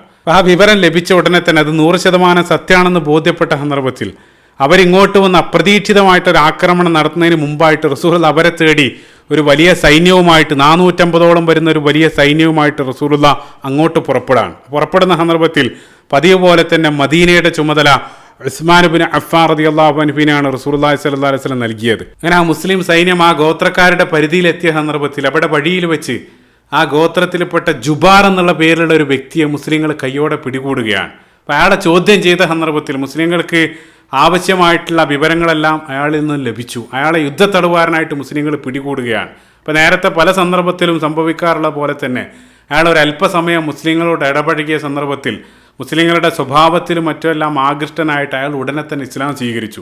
അപ്പോൾ ഇസ്ലാം സ്വീകരിച്ച സന്ദർഭത്തിൽ റസൂലുള്ളാഹി സ്വല്ലല്ലാഹു അലൈഹി വസല്ലം അയാളെ ബിലാൽ ഇബ്നു റബാഹ് റളിയല്ലാഹു അൻഹുവിന് കൈമാറാണ്. ബിലാൽ റളിയല്ലാഹു അൻഹുവിനെ അയാളെ പഠിപ്പിക്കാനും മറ്റുള്ള ചുമതലയെല്ലാം ബിലാൽ റളിയല്ലാഹു അൻഹുവിനെ റസൂലുള്ളാഹി സ്വല്ലല്ലാഹു അലൈഹി വസല്ലം ചുമതലപ്പെടുത്താണ്. അപ്പോൾ ആ ഒരു തിരക്കിനിടയിലും റസൂലുള്ളാഹി സ്വല്ലല്ലാഹു അലൈഹി വസല്ലം ആ കാര്യം ശ്രദ്ധിക്കുകയാണ്. സുബ്ഹാനല്ലാഹ്. അപ്പം അതിനുശേഷം അയാളിൽ നിന്നുള്ള വിവരങ്ങളെല്ലാം ലഭിച്ചതിൻ്റെ അടിസ്ഥാനത്തിൽ മുസ്ലിം സൈന്യം ഉടനെ തന്നെ ആ ബനു സഅലബ ഗോത്രക്കാരുടെ അവരുടെ പ്രദേശത്തേക്ക് പ്രവേശിക്കുകയാണ്. അപ്പോൾ അവർ മുസ്ലിങ്ങളെ ഇങ്ങോട്ട് ആക്രമിക്കാൻ വേണ്ടി ആ സൈന്യങ്ങളെല്ലാം ഒരുക്കു കൂട്ടുന്ന തിരക്കിലായിരുന്നു. ആ സന്ദർഭത്തിലാണ് മുസ്ലിം സൈന്യത്തിൻ്റെ അപ്രതീക്ഷിതമായിട്ടുള്ള വരവ് കണ്ട് അവർ ഭയന്ന് നാനാഭാഗത്തേക്കായിട്ട് അവർ ഓടുകയാണ്. അവർ അവിടെയുള്ള മലമുകളിലേക്കും മറ്റുമായിട്ട് അവർ ഓടി രക്ഷപ്പെടുകയാണ്. റസൂലുള്ളാഹി സ്വല്ലല്ലാഹു അലൈഹി വസല്ലം ഉടനെ തന്നെ തിരിച്ചു പോകാതെ റസൂലുള്ളാഹിൻ്റെ ആ പതിവ് പോലെ തന്നെ അവിടെ ദിവസങ്ങളോളം റസൂലുള്ളാഹി അവിടെ ആ സൈന്യവുമായിട്ട് തമ്പടിക്കുകയാണ്. അതായത് ഒരു വെല്ലുവിളി ഉയർത്തിക്കൊണ്ട് തന്നെ നിങ്ങൾ ഈ സന്ദർഭത്തിൽ ഞങ്ങൾ യുദ്ധത്തിന് തയ്യാറാണെന്നുള്ള ആ ഒരു വെല്ലുവിളി ഉയർത്തിക്കൊണ്ട് തന്നെ റസൂലുള്ളാഹി സ്വല്ലല്ലാഹു അലൈഹി വസല്ലം ദിവസങ്ങളോളം സൈന്യവുമായിട്ട് അവിടെ തങ്ങി. യാതൊന്നും സംഭവിക്കുന്നില്ല. ആ ദിവസങ്ങളോളം തങ്ങിയതിനിടയിൽ ഉണ്ടായ ഒരു സംഭവം ചരിത്ര ഗ്രന്ഥങ്ങളിൽ കാണാൻ സാധിക്കും. ആ സംഭവം എന്താണെന്ന് വെച്ചാൽ, ഇബ്നു കസീർ റഹിമഹുല്ലാഹ് അദ്ദേഹത്തിൻ്റെ സീറയിലും അതേപോലെ തന്നെ ഇബ്നു സഅദും അതേപോലെ തന്നെ വാഖിദിയെല്ലാം ഉദ്ധരിക്കുന്ന ഒരു സംഭവം, ഇതേ സംഭവം സ്വഹീഹുൽ ബുഖാരിയിലും കാണാൻ സാധിക്കും. പ്രത്യേകമായിട്ട് പറയാനുള്ള കാരണം, ചില ചരിത്രകാരന്മാർ ഈ ഒരു സംഭവം ഈ സന്ദർഭത്തിലല്ല അരങ്ങേറിയിട്ടുള്ളത്, അത് മറ്റ് സന്ദർഭത്തിലാണ്, അതല്ലെങ്കിൽ ഇതേ സംഭവം വീണ്ടും ഉണ്ടായിട്ടുണ്ടെന്നെല്ലാം വ്യത്യസ്ത അഭിപ്രായങ്ങൾ കാണാൻ സാധിക്കും. ആ സംഭവം എന്താണെന്ന് വെച്ചാൽ, റസൂലുള്ളാഹി അവിടെ തങ്ങിയ ദിവസങ്ങൾക്കിടയിൽ ഒരു ദിവസം അതിശക്തമായിട്ടുള്ള മഴ പെയ്തു. അപ്പോൾ ആ മഴ കൊണ്ട് റസൂലുള്ളാഹി സ്വല്ലല്ലാഹു അലൈഹി വസല്ലം വസ്ത്രമെല്ലാം നനഞ്ഞു കുതിർന്നു. റസൂലുള്ളാഹി ധരിച്ച വസ്ത്രം തൽക്കാലം അത് മാറ്റി അത് ഉണക്കാൻ വേണ്ടി അവിടെ ഉണ്ടായിരുന്ന ഒരു മരത്തിൻ്റെ കൊമ്പിൽ ആ വസ്ത്രവും അതോടൊപ്പം ആ ധരിച്ച വാളും ആ വാളുറയെല്ലാം റസൂലുള്ളാഹി സ്വല്ലല്ലാഹു അലൈഹി വസല്ലം മരത്തിൻ്റെ ശാഖയിൽ ഉണക്കാനായിട്ടിട്ടു. അപ്പോൾ ആ ഉണങ്ങുന്നത് വരെ റസൂലുള്ളാഹി സ്വല്ലല്ലാഹു അലൈഹി വസല്ലം അവിടെ ആ മരത്തിനടിയിൽ റസൂലുള്ളാഹി സ്വല്ലല്ലാഹു അലൈഹി വസല്ലം വിശ്രമിക്കാൻ വേണ്ടി കിടക്കുകയാണ്. അപ്പോൾ ആ വിശ്രമ വേളയിലാണ് മുസ്ലിങ്ങളെല്ലാം വിശ്രമിക്കുന്ന ആ ഒരു കാഴ്ച. ദൂരെ ആ മലമുകളിൽ നിന്നും അവിടെ നിന്ന് ഓടി രക്ഷപ്പെട്ട ആ ഗോത്രത്തിൽപ്പെട്ട ചില ആളുകൾ അതെല്ലാം അവർ വീട്ടിച്ചു കൊണ്ടിരിക്കുകയാണ് രഹസ്യമായിട്ട്. അപ്പം മുസ്ലിം സൈന്യം വിശ്രമത്തിലാണ്. അവരുടെ ആ സൈനിക നായകൻ റസൂലുള്ളാഹി സ്വല്ലല്ലാഹു അലൈഹി വസല്ലം ഉറക്കത്തിലാണ്. കയ്യിലാണെങ്കിൽ ആയുധമില്ല. ആ ഒരു തക്കം, ആ ഒരു അവസരം മുതലെടുക്കാൻ വേണ്ടി, അല്ലെങ്കിൽ അത് കൃത്യമായിട്ട് ഉപയോഗിക്കാൻ വേണ്ടി ആ ഗോത്രത്തിൽപ്പെട്ട ഒരു വ്യക്തി, അയാളുടെ പേര് ഗൗറസ് ഇബ്നുൽ ഹാരിസ് എന്നറിയപ്പെടുന്ന ആ ഗോത്രത്തിൽപ്പെട്ട അയാളെ പറഞ്ഞയക്കുകയാണ് റസൂലുള്ളാഹിനെ വധിക്കാൻ വേണ്ടി. അയാൾ മെല്ലെ പതുങ്ങി വന്ന് ആ മരത്തിനടിയിൽ ഉറങ്ങിക്കൊണ്ടിരിക്കുന്ന റസൂലുള്ളാഹി സ്വല്ലല്ലാഹു അലൈഹി വസല്ലമയുടെ തന്നെ തൂക്കിയിട്ട വാളെടുത്ത് റസൂലുള്ളാഹിൻ്റെ മുമ്പിൽ വന്ന് നിൽക്കുകയാണ്. ഉടനെ തന്നെ റസൂലുള്ളാഹി ഞെട്ടി എഴുന്നേറ്റ്. എന്നിട്ട് അദ്ദേഹം ആ വാള് റസൂലുള്ളാഹിൻ്റെ നേരെ ചൂണ്ടിക്കൊണ്ട് അയാൾ ചോദിച്ചു, യാ മുഹമ്മദ് മൻ യംനഉക മിന്നി സ്വല്ലല്ലാഹു അലൈഹി വസല്ലം, ഓ മുഹമ്മദ്, താങ്കളെ ആരാണ് ഈ സന്ദർഭത്തിൽ രക്ഷിക്കുക? ഇപ്പോൾ റസൂലുള്ളാഹി സ്വല്ലല്ലാഹു അലൈഹി വസല്ലം റസൂലുള്ളാഹി എഴുന്നേറ്റ് വളരെ കൂളായിട്ട് റസൂലുള്ളാഹി മറുപടി പറഞ്ഞു, അല്ലാഹു സുബ്ഹാനഹു വ തആല എന്നെ രക്ഷിക്കും, സുബ്ഹാനല്ലാഹ്. ഇബ്നു കസീർ റഹിമഹുല്ലാഹ് പറയാണ്, റസൂലുള്ളാഹി അത് പറഞ്ഞ ഉടനെ തന്നെ വദഫഅ ജിബ്രീൽ സുദ്റഹു, ജിബ്രീൽ അലൈഹിസ്സലാത്തു വസ്സലാം വന്ന് ജിബ്രീൽ അലൈഹിസ്സലാത്തു വസ്സലാം ശക്തമായിട്ട് അയാളുടെ നെഞ്ചിന് തള്ളി. ആ സന്ദർഭത്തിൽ അയാൾ മുകളിലേക്ക് ഉയർന്ന് അയാൾ തെറിച്ച് വീഴുക മാത്രമല്ല, അദ്ദേഹത്തിൻ്റെ കയ്യിലുണ്ടായിരുന്ന മിൻ യദിഹി, അയാളുടെ കയ്യിലുണ്ടായിരുന്ന വാളും തെറിച്ചു പോയി. അത് റസൂലുള്ളാഹിൻ്റെ മുമ്പിൽ വന്ന് വീഴുകയാണ്. റസൂലുള്ളാഹിൻ്റെ മുമ്പിൽ വന്ന് ആ വാള് വീണ സന്ദർഭത്തിൽ റസൂലുള്ളാഹി സ്വല്ലല്ലാഹു അലൈഹി വസല്ലം ആ വാളെടുത്തുകൊണ്ട് അയാളുടെ നേരെ ചൂണ്ടിക്കൊണ്ട് അയാളുടെ അതേ ചോദ്യം റസൂലുള്ളാഹി തിരിച്ച് ചോദിക്കുകയാണ്. റസൂലുള്ളാഹി സ്വല്ലല്ലാഹു അലൈഹി വസല്ലം സൈഫോ, റസൂലുള്ളാഹി വാളെടുത്തുകൊണ്ട് അയാളോട് ചോദിച്ചു, മൻ യംനഉക മിന്നി, താങ്കളെ ഈ സന്ദർഭത്തിൽ ആരാണ് രക്ഷിക്കുക? ആ സന്ദർഭത്തിൽ അയാൾ ഭയപ്പെട്ട് അവിടെ നിന്ന് അയാൾ വിറച്ചുകൊണ്ട് പറഞ്ഞു, ലാ അഹദ്, എന്നെ ഒരാളും രക്ഷിക്കില്ല, വ അന അഷ്ഹദു അന്നക മുഹമ്മദ് റസൂലുള്ളാഹ്, ഞാൻ തീർച്ചയായിട്ടും താങ്കൾ അള്ളാഹുവിൻ്റെ പ്രവാചകനാണെന്ന് ഞാൻ സാക്ഷ്യം വഹിക്കുകയാണ്. അയാൾ ഉടനെ തന്നെ ഇസ്ലാം സ്വീകരിക്കുകയാണ്. അതിൻ്റെ കാരണം അയാൾ പിന്നീട് പറയുന്നുണ്ട്. അപ്പോൾ റസൂലുള്ളാഹി സ്വല്ലല്ലാഹു അലൈഹി വസല്ലം അയാൾ ആ ഷഹാദ ചെല്ലിയ ഉടനെ തന്നെ റസൂലുള്ളാഹി സ്വല്ലല്ലാഹു അലൈഹി വസല്ലം കൂളായിട്ട് അയാൾ വാള് തിരിച്ചേൽപ്പിക്കുകയാണ്. യാതൊന്നും സംശയിക്കാതെ റസൂലുള്ളാഹി വാൾ അയാൾക്ക് തിരിച്ചു നൽകി റസൂലുള്ളാഹി വിശ്രമം അവിടെ തുടരുകയാണ്. പരിശുദ്ധ ഖുർആനിൽ മുഫസ്സിറുകൾ പറയുന്നുണ്ട്, ഈ ഒരു സംഭവത്തെ ആസ്പദമാക്കിയിട്ടാണ് പരിശുദ്ധ ഖുർആനിൽ സൂറത്തുൽ മാഇദ, കഴിഞ്ഞ ഭാഗത്ത് നമ്മൾ സൂചിപ്പിച്ചിരുന്നു, സൂറത്തുൽ മാഇദയുടെ 11-ാമത്തെ വചനത്തിൻ്റെ അവതരണ പശ്ചാത്തലം ഇതാണെന്നാണ് പണ്ഡിതന്മാർ സൂചിപ്പിക്കുന്നത്. ഇബ്നു കസീർ റഹിമഹുല്ലാഹും ആ സംഭവത്തോടൊപ്പം ഈ ആയത്ത് സൂചിപ്പിക്കുന്നതായിട്ട് കാണാൻ സാധിക്കും. ആ സൂറത്തുൽ മാഇദയുടെ 11-ാമത്തെ വചനത്തിൽ, യാ അയ്യുഹല്ലദീന ആമനു ഉദ്കുറൂ നിഅമത്തല്ലാഹി അലൈക്കും, ഓ വിശ്വാസികളെ, അല്ലാഹു സുബ്ഹാനഹു വ തആല നിങ്ങൾക്ക് നൽകിയ വലിയ അനുഗ്രഹത്തെ നിങ്ങൾ ഓർക്കുക. എന്താണത്? ഇത് ഹമ്മ ഖൗമുൻ അൻ യബ്സുതു ഇലൈക്കും ഐദിയഹും, അല്ലാഹു സുബ്ഹാനഹു വ തആല പറയാണ്, ഒരു ജനത നിങ്ങൾക്ക് നേരെ കൈകൾ നീട്ടുവാൻ കരുതിയ സന്ദർഭത്തിൽ, അതായത് റസൂലുള്ളാഹി സ്വല്ലല്ലാഹു അലൈഹി വസല്ലം ഇതേ രൂപത്തിൽ അപകടപ്പെടുത്താൻ അല്ലെങ്കിൽ വധിക്കാൻ വേണ്ടി അവർ കൈനീട്ടിയ സന്ദർഭത്തിൽ, അത് ഈ ഒരു സന്ദർഭത്തിൽ മാത്രമല്ല, മുന്നോട്ടുള്ള ചരിത്രത്തിലും ജൂതന്മാരെല്ലാം ഗൂഢമായിട്ടുള്ള ചില പദ്ധതികൾ റസൂലുള്ളാഹി സ്വല്ലല്ലാഹു അലൈഹി വസല്ലമക്കെതിരെ ഒരുക്കുന്നുണ്ട്. ആ സന്ദർഭത്തിലെല്ലാം അല്ലാഹു സുബ്ഹാനഹു വ തആല പറയാണ്, ഫകഫ ഐദിയഹും അൻകും, അല്ലാഹു സുബ്ഹാനഹു വ തആല നിങ്ങളിൽ നിന്നും അവരുടെ കൈകളെ അല്ലാഹു സുബ്ഹാനഹു വ തആല തട്ടി നീക്കി. അതായത് റസൂലുള്ളാഹി സ്വല്ലല്ലാഹു അലൈഹി വസല്ലമയെ അല്ലാഹു സുബ്ഹാനഹു വ തആല സംരക്ഷിച്ചു എന്നുള്ള, ജിബ്രീൽ അലൈഹിസ്സലാത്തു വസ്സലാം വഴി അല്ലാഹു സുബ്ഹാനഹു വ തആലയാണ് റസൂലുള്ളാഹി സ്വല്ലല്ലാഹു അലൈഹി വസല്ലമയെ സംരക്ഷിച്ചത്. അതാണ് ഇവിടെയും നമ്മൾ കണ്ടത്. ആ രൂപത്തിൽ റസൂലുള്ളാഹി അയാൾക്ക് വാള് തിരികെ നൽകി അയാൾ തിരിച്ചു പോവാണ്.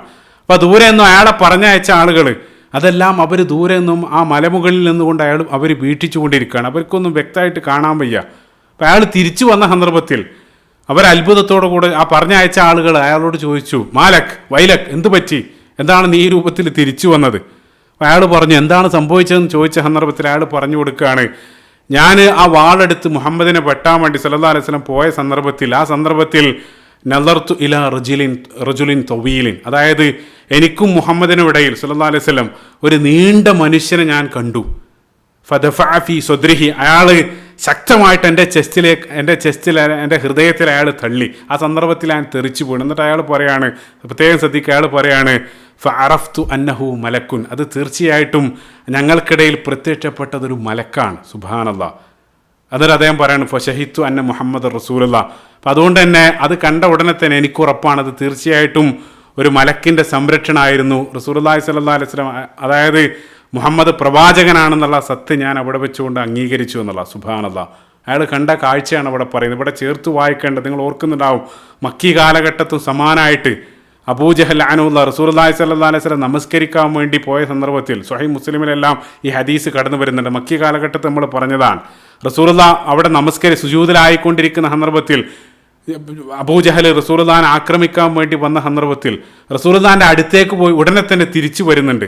ഭയന്ന് തിരിച്ചു വന്ന സന്ദർഭത്തിൽ അവിടെ കൂടിയുന്ന ആളുകൾ അബൂജഹലിനോട് കാര്യം ചോദിച്ച സന്ദർഭത്തിലും അബൂജഹൽ അതേ രൂപത്തിലുള്ള മറുപടി അവിടെയും നൽകിയത് നിങ്ങൾ ഓർക്കുന്നുണ്ടാവും. അബൂജഹൽ പറയുന്നുണ്ട്, എനിക്കും മുഹമ്മദിനിടയിൽ അഗ്നിയുടെ തീയിൻ്റെ വലിയൊരു കിടങ്ങും അതേപോലെ തന്നെ ചില ചിറകുകളുള്ള മലക്കുകളെയും ഞാൻ കണ്ടു എന്നുള്ള. ഇപ്പോൾ റസൂലുള്ളാഹി സ്വല്ലല്ലാഹു അലൈഹി വസല്ലം പറയുന്നുണ്ട്, അബൂജഹൽ തിരിച്ചു പോകാതെ വീണ്ടും എൻ്റെ അടുത്തെങ്ങാനും സമീപിച്ചിരുന്നെങ്കിൽ മലക്കുകൾ അബൂജഹലിൻ്റെ ഓരോ അവയവങ്ങളും തട്ടിയെടുക്കുമായിരുന്നു. അതായത് പീസായിട്ട് അബൂജഹലിനെ മലക്കുകൾ വധിക്കുമായിരുന്നെല്ലാം ആ സന്ദർഭത്തിൽ റസൂലുള്ളാഹി സ്വല്ലല്ലാഹു അലൈഹി വസല്ലം പറഞ്ഞിരുന്നു. സമാനമായിട്ട് ഇവിടെയും അയാൾക്കും അയാൾക്കും ഇടയിൽ ഒരു മലക്കിനെയാണ് അയാൾ ദർശിക്കുന്നത്. ആ കാഴ്ച കണ്ട അയാൾ മുസ്ലിമായെന്ന് മാത്രമല്ല, പിന്നീട് അയാൾ ആ ഗോത്രത്തിൽ പ്രബോധനം നടത്തി നിരവധി ആളുകൾ അയാൾ കാരണം ഇസ്ലാമിലേക്ക് വന്നുവെന്നും ചരിത്രത്തിൽ കാണാൻ സാധിക്കും. സുബ്ഹാനല്ലാഹ്. ഇപ്പോൾ റസൂലുള്ളാഹി സ്വല്ലല്ലാഹു അലൈഹി വസല്ലം ദിവസങ്ങൾ അവിടെ തങ്ങി. ആ റസൂലുള്ളാഹി സ്വല്ലല്ലാഹു അലൈഹി വസല്ലം സഫർ മാസത്തിൽ പിന്നീട് അവിടെ നിന്ന് തിരിച്ചു വരാൻ ഈ ഒരു ഗസ്വയാണ് യഥാർത്ഥത്തിൽ ഗസ്വത്തു ദി അംർ എന്നുള്ള പേരിലാണ് ഈ ഒരു സംഭവം അറിയപ്പെടുന്നത്.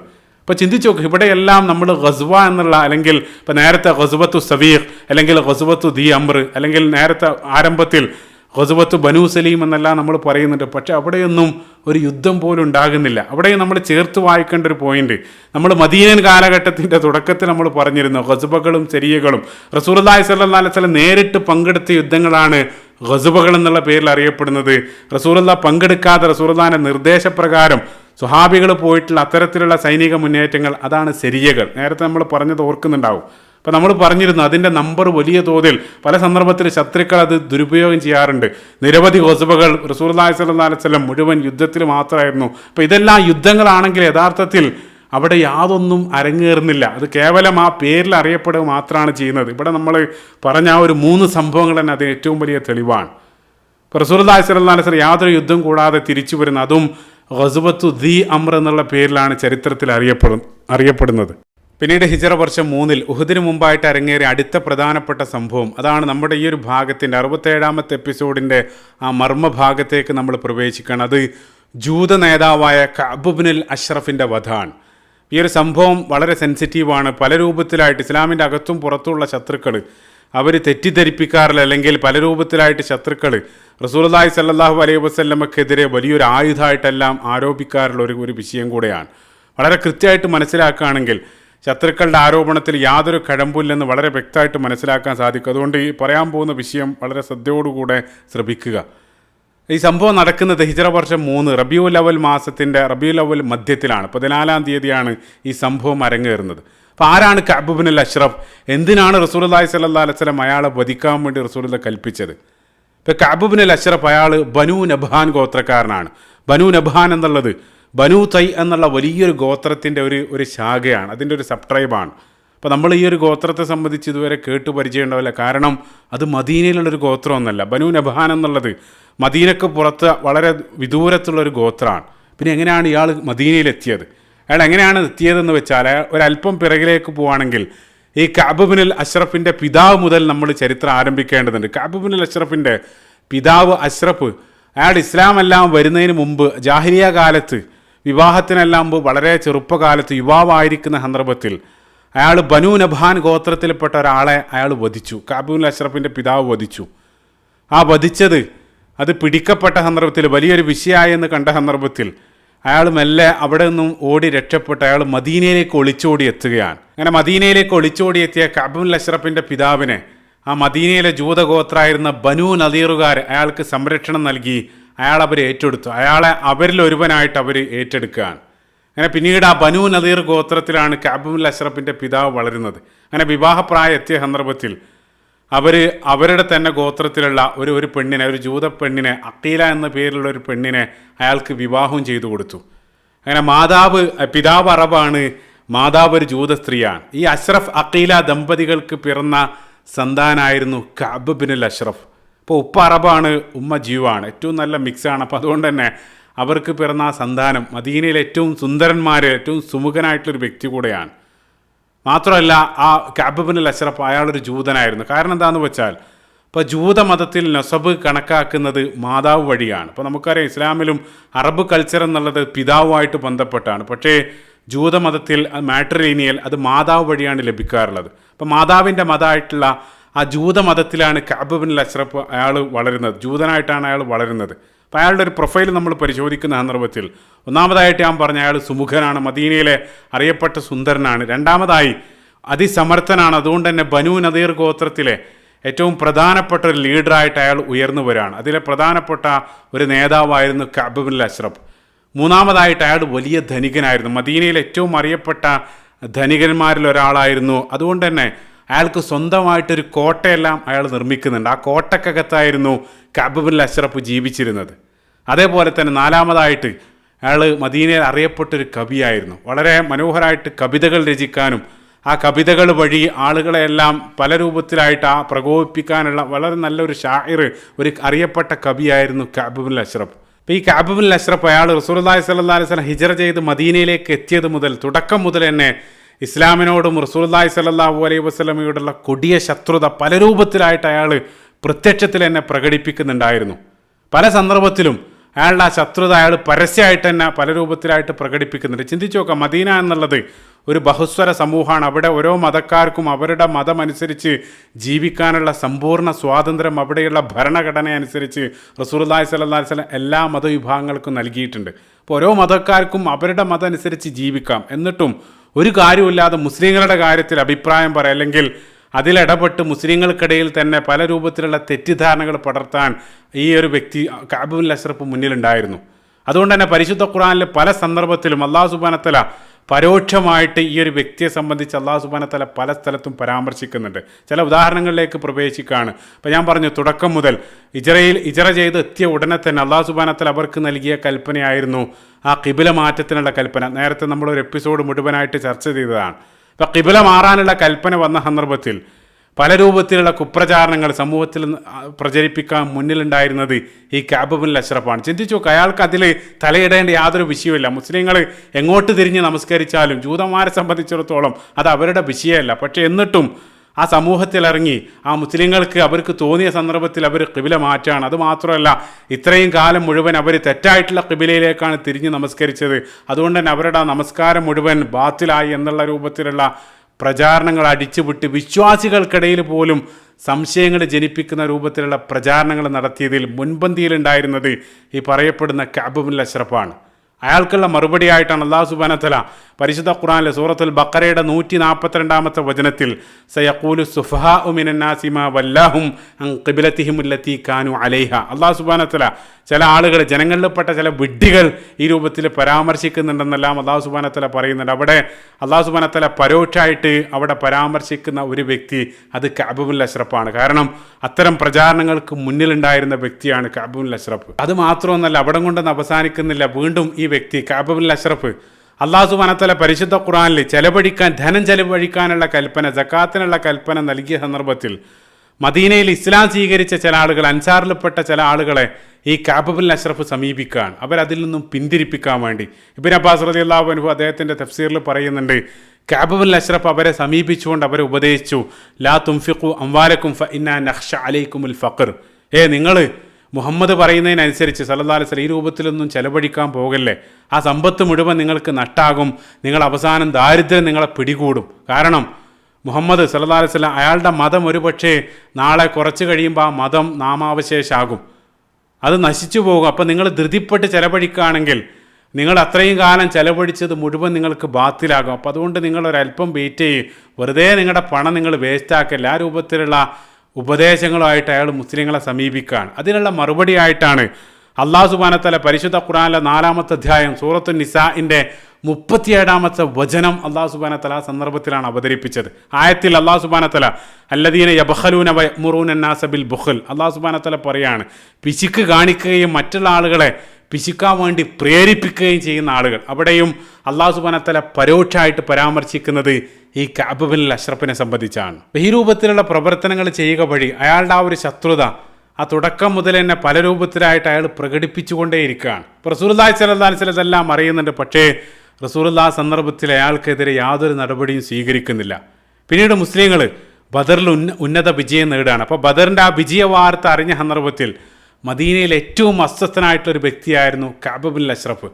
ആ ബദറിൽ മുസ്ലിങ്ങൾ ഉന്നത വിജയം നേടി. അതോടൊപ്പം തന്നെ മുസ്ലിങ്ങളുടെ കൈകളാൽ ബദറിൽ വധിക്കപ്പെട്ട ആ ഖുറൈശി നേതാക്കളുടെ പേരുകളെല്ലാം കേട്ട സന്ദർഭത്തിൽ കഅബ് ബിൻ അഷ്റഫ് നടത്തിയ പ്രതികരണം പ്രസിദ്ധമാണ്. അയാളത് കേട്ട ഉടനെ തന്നെ പറഞ്ഞു, ഈ ആളുകളെയെല്ലാം മുസ്ലിങ്ങൾ വധിച്ചിട്ടുണ്ടെങ്കിൽ ഹഉലാഇ അഷ്റാഫുൽ അറബ് മുലൂക്കുന്നാസ്, അവരെല്ലാം ഈ പറയപ്പെടുന്ന ആളുകളെല്ലാം ഖുറൈശികളുടെ ഏറ്റവും പ്രമുഖരായിട്ടുള്ള അവരുടെ നേതാക്കളാണല്ലോ. അതായത് ബദറിൽ വധിക്കപ്പെട്ട അബൂജഹലും ഉതുബയും ഷൈബയും ഉമയ്യ ബിൻ ഖലഫ്, ഇതേ രൂപത്തിലുള്ള പേരുകൾ കേട്ട സന്ദർഭത്തിൽ അയാൾ പറയാണ്, ഇതെല്ലാം ഏറ്റവും പ്രധാനപ്പെട്ട ആളുകളാണല്ലോ. വല്ലാഹി ലഇൻ കാന മുഹമ്മദുൻ അസാബ ഹഉലാഇൽ ഖൗം, ഈ പറയപ്പെട്ട ആളുകളെയെല്ലാം സത്യത്തിൽ മുഹമ്മദ് കീഴടക്കിയിട്ടുണ്ടെങ്കിൽ, ബദറിൽ വധിച്ചിട്ടുണ്ടെങ്കിൽ, ആ സന്ദർഭത്തിലും അയാൾ വിശ്വസിക്കാൻ സന്നദ്ധാകുന്നില്ല. അപ്പോൾ അയാൾ ആ വാർത്ത കേട്ട സന്ദർഭത്തിൽ പറയാണ്, ഈ പറയപ്പെടുന്നതെല്ലാം സത്യമാണെങ്കിൽ ല ബത്തുനുൽ അർളി ഖൈറും മിൻ ദുഹരിഹ, അതായത് ഭൂമിയുടെ പുറത്ത് ജീവിക്കുന്നതിനേക്കാൾ ഭേദം ആ ഭൂമിക്കകത്ത് ജീവിക്കുന്നതാണ്. അതായത് ജീവിച്ചിരിക്കുന്നതിനേക്കാൾ ഭേദം മരണപ്പെടുന്നതാണ്. ഈ പറയുന്നത് സത്യമാണെങ്കിൽ. ഇതാണ് കഅബ് ബിൻ അഷ്റഫ് നടത്തിയ പ്രതികരണം. അക്ഷരാർത്ഥത്തിൽ അതുതന്നെയാണ് സംഭവിക്കാൻ പോകുന്നത്. അപ്പോൾ ചിന്തിച്ച് നോക്കുക, മദീനൻ കരാർ നിങ്ങൾ ഓർക്കുന്നുണ്ടാകും. വീണ്ടും ഞാൻ ആ ഒരു ഭരണഘടന വീണ്ടും ഉണർത്തുകയാണ്. അതായത് അതിൽ ജൂതന്മാരായിട്ടുള്ള ആളുകൾ കരാർ അവർ സന്ധിയിൽ ഒപ്പുവെച്ചത് പുറമേ നിന്നും മദീനയെ ആക്രമിക്കുന്ന ശത്രുക്കൾക്കെതിരെ നമ്മൾ ഒരുമിച്ച് ഒറ്റക്കെട്ടായിട്ട് പോരാടുക എന്നുള്ളത്. ഇവിടെ നിങ്ങൾ ചിന്തിച്ച് നോക്കുക, മുസ്ലിങ്ങളുടെ പ്രത്യക്ഷത്തിലുള്ള ശത്രുക്കൾക്ക് അവരോട് അനുകമ്പ പുലർത്തുന്ന രൂപത്തിലുള്ള പ്രതികരണങ്ങളാണ് പ്രത്യക്ഷമായിട്ട് തന്നെ ഈ ഒരു നേതാവ്, അതായത് കഅബ് ബിൻ അഷ്റഫ് അവിടെ നടത്തുന്നത്. അവിടെയും തീരുന്നില്ല. ഈ ഒരു വാർത്ത പിന്നീട് ഒരല്പം കഴിഞ്ഞപ്പോൾ നേരത്തെ കേട്ട ആ വാർത്ത ശരിയാണെന്ന് അയാൾക്ക് മനസ്സിലാവുകയാണ്. അതായത് ബദറിൽ മുസ്ലിങ്ങൾ ഈ നേതാക്കളെല്ലാം വധിച്ചിട്ടുണ്ടെന്നുള്ള വാർത്ത അറിഞ്ഞ ഉടനെ തന്നെ ഈ കഅബ് ബിൻ അഷ്റഫ് രഹസ്യമായിട്ട് അയാൾ മക്കയിലേക്ക് പോവാണ്. അങ്ങനെ അയാൾ മക്കയിലെത്തി അവിടെ ഖുറൈശി നേതാവ് അബൂ സുഫിയാനുമായി രഹസ്യ കൂടിക്കാഴ്ചകളും അവർ തമ്മിൽ ചില രഹസ്യ ഉടമ്പടികളെല്ലാം ഉണ്ടാക്കുന്നുണ്ട്. ഈ ഒരു സംഭവം നിരവധി സീറ ഗ്രന്ഥങ്ങൾ, സീറത്ത് ഇബ്നു ഹിശാമിലെല്ലാം ഈ ഒരു സംഭവം കാണാൻ സാധിക്കും. അയാൾ സ്വാഭാവികമായിട്ടും അബൂ സുഫിയാൻ്റെ മുന്നിൽ നിങ്ങൾ ആ ബദറിലേറ്റ പരാജയത്തിന് നിങ്ങൾ പ്രതികാരം ചെയ്യേണ്ടതുണ്ട്, അതിനുവേണ്ട എല്ലാ സഹായവും ഞങ്ങളുടെ ഭാഗത്തു നിന്ന്, അതായത് ബനൂ നദീർകാരുടെ ഭാഗത്തു നിന്നും അയാൾ വേണ്ട സഹായങ്ങളെല്ലാം വാഗ്ദാനം ചെയ്യാണ്. ഇവിടെ നമ്മൾ സാന്ദർഭികമായിട്ട് നേരത്തെ പറഞ്ഞ ആ ഗസ്വത്തു സബീഖ് നിങ്ങൾ ഓർക്കുന്നുണ്ടാകും. ആ ഗസ്വത്തു സബീഖിൻ്റെ സന്ദർഭത്തിൽ അബൂ സുഫിയാൻ അർദ്ധരാത്രി മദീനയിലെത്തിയ സന്ദർഭത്തിൽ നേരെ സമീപിച്ചത് ബനൂ നദീറുകാരെയായിരുന്നു. ആ ഒരു പോയിന്റ് ഇവിടെ ഇതുമായിട്ട് നിങ്ങൾ ചേർത്ത് വായിക്കുക. ആ രൂപത്തിൽ ഉടമ്പടികൾക്ക് പുറമെ തന്നെ ആ ദിവസങ്ങളോളം മക്കയിൽ താമസിച്ച് ആ ബദറിലെ നഷ്ടങ്ങൾക്കെതിരെ പ്രതികാരം ചെയ്യാൻ ഖുറൈശികളെ പ്രോത്സാഹിപ്പിക്കുന്ന രൂപത്തിലുള്ള ശക്തമായിട്ടുള്ള കവിതകളും അയാൾ അവിടെ വെച്ച് രചിക്കുന്നുണ്ട്. അതായത് ആ ഖുറൈശികളുടെ പ്രതികാരദാഹം, അവരുടെ രക്തം തിളപ്പിക്കാൻ ആവശ്യമായിട്ടുള്ള നിരവധി കവിതകൾ, ആ കവിതകളിലൂടെ ആ രൂപത്തിലുള്ള കാര്യം മാത്രമല്ല, അതിനോടൊപ്പം തന്നെ റസൂലുള്ളാഹി സ്വല്ലല്ലാഹു അലൈഹി വസല്ലം ഈ അനുയായികളെയും ശക്തമായിട്ട് ആക്ഷേപിക്കുന്ന രൂപത്തിലുള്ള കവിതകളായിരുന്നു അയാൾ രചിച്ചിട്ടുണ്ടായിരുന്നത്. അപ്പോൾ ഞാൻ നേരത്തെ പറഞ്ഞു, കഅബ് ബിൻ അഷ്റഫ് അയാൾ പ്രസിദ്ധനായിട്ടുള്ളൊരു കവിയാണ്. കവിത എന്നുള്ളത് നമ്മുടെ സമകാലിക ലോകത്ത് മീഡിയകൾ ചെയ്യുന്ന അതേ പ്രവൃത്തിയാണ് അക്കാലഘട്ടത്തുണ്ടായിരുന്ന കവിതകൾ. അപ്പോൾ ആ രൂപത്തിലുള്ള പ്രവർത്തനങ്ങളെല്ലാം ആ സന്ദർഭത്തിൽ കഅബ് ബിൻ അഷ്റഫ് മക്കയിൽ വെച്ച് ചെയ്യാണ്. അപ്പോൾ അയാൾ ആ ചെയ്യുന്ന പ്രവൃത്തിയുടെ ഗൗരവം എത്രയാണ്. അപ്പോൾ നമ്മുടെ മോഡേൺ കോണ്ടെക്സ്റ്റിലേക്ക് കൊണ്ടുവരാണെങ്കിൽ, ഏതെങ്കിലും ഒരു രാജ്യത്തെ പൗരൻ ശത്രു രാജ്യത്തിലേക്ക് പോയി സ്വന്തം രാജ്യത്തിൻ്റെ രഹസ്യങ്ങളെല്ലാം ചോർത്തിക്കൊടുത്തതിന് ശേഷം സ്വന്തം രാജ്യത്തോട് യുദ്ധം ചെയ്യാൻ വേണ്ടി ശത്രു രാജ്യത്തുള്ള സൈനികരെ പ്രചോദിപ്പിക്കുന്ന രൂപത്തിലുള്ള ഒരു പ്രവർത്തനം ഏതെങ്കിലും ഒരു രാജ്യത്തെ പൗരൻ ചെയ്യുകയാണെങ്കിൽ അയാളെ പിടിക്കപ്പെട്ടാൽ ലോകത്തെ ഏതൊരു ഭരണകൂടവും അയാൾക്ക് നൽകാൻ പോകുന്നത് വധശിക്ഷയായിരിക്കും. കാരണം ഏറ്റവും വലിയൊരു രാജ്യദ്രോഹ കുറ്റമാണ് അയാൾ ചെയ്യുന്നത്. അപ്പോൾ ആ രൂപത്തിൽ സമാനമായിട്ട് ഇവിടെയും കഅബുൽ അഷ്റഫ് ആ മദീനയിൽ ആ രൂപത്തിലുള്ള ഒരു കരാറ് നിലവിലിരിക്കെ തന്നെ രഹസ്യമായിട്ട് ശത്രു രാജ്യത്ത് പോയി അവരോട് യുദ്ധം ചെയ്യാൻ വേണ്ടി പ്രേരിപ്പിക്കുകയാണ്. അപ്പോൾ സ്വാഭാവികമായിട്ടും അത് പിടിക്കപ്പെട്ടാൽ മദീനയുടെ ഭരണാധികാരി അയാൾക്കും വിധിക്കാൻ പോകുന്നത് വധശിക്ഷയായിരിക്കും. അതിലേക്ക് പോകുന്നതിന് മുമ്പ് അവസാനമായിട്ട് ഈ രൂപത്തിലുള്ള പ്രവർത്തനങ്ങളെല്ലാം ചെയ്ത് രഹസ്യ ഉടമ്പടിയെല്ലാം ഉണ്ടാക്കി അവസാനം കഅബുൽ അഷ്റഫ് തിരിച്ചു വരാനിരിക്കെ അബൂ സുഫിയാൻ അവസാനമായിട്ട് അയാൾ വിളിച്ച് ചില കാര്യങ്ങൾ ചോദിക്കുന്നുണ്ട്. അബൂ സുഫിയാൻ ചോദിച്ചു, ഓ കഅബ്, എനിക്ക് നിങ്ങളോട് ചില കാര്യങ്ങൾ ചോദിക്കാനുണ്ട്. എന്നിട്ട് അബൂ സുഫിയാൻ ചോദിച്ചു, ദീനുനാ ഖൈറും അം ദീനു മുഹമ്മദ്? ഓ കഅബ്, ഞങ്ങളുടെ മതാണോ അല്ലെങ്കിൽ മുഹമ്മദിൻ്റെ മതാണോ ഏറ്റവും നല്ലത്? അതാണ് അബൂ സുഫിയാൻ്റെ ചോദ്യം. അത് കഅബിനോട് ചോദിക്കാനുള്ള കാരണം, നമുക്കറിയാം മക്കയിലുള്ള മുശ്രിക്കുകൾ അവർ അക്ഷരജ്ഞാനമില്ലാത്ത ആളുകളാണ്. പക്ഷേ അതേ സന്ദർഭത്തിൽ മദീനയിലുള്ള ജൂതന്മാർ അവർ എഴുത്തും വായന അറിയാവുന്ന ആളുകളാണ്. അവർ സംസ്കാര സമ്പന്നരായിട്ട് എല്ലാ അർത്ഥത്തിലും ഉയർന്നവരായിട്ടാണ് മക്കാ മുശ്രിക്കുകൾ ഗണിക്കുന്നത്. അപ്പം അതുകൊണ്ട് തന്നെ അയാളോട് ഈ കഅബുൽ അഷ്റഫിനോട് ഈ ഒരു ചോദ്യം അബൂ സുഫിയാൻ മുന്നിൽ വെക്കുകയാണ്. ആ സന്ദർഭത്തിൽ പ്രത്യേകം ചിന്തിക്കുക, ഈ കഅബുൽ അഷ്റഫ് അയാൾ ജൂതനാണ്. ജൂതമതം എന്നുള്ളത് ഏകദൈവ ആരാധനയിൽ അധിഷ്ഠിതമാണ്, ഇസ്ലാമിനെ പോലെ തന്നെയാണ്. പക്ഷേ അബൂ സുഫിയാൻ ബഹുദൈവാരാധനയിൽ അധിഷ്ഠിതമാണ് അബൂ സുഫിയാൻ്റെ മതം. ഈ ഒരു സന്ദർഭത്തിൽ അപ്പം അതെല്ലാം അറിഞ്ഞിട്ടും അബൂ സുഫിയാനെ തൃപ്തിപ്പെടുത്താൻ വേണ്ടി കഅബുൽ അഷ്റഫ് നൽകിയ മറുപടി, അയാൾ പറഞ്ഞു, ലാ വല്ലാഹി അൻതും മഹ്ദാ മിൻഹും സബീല.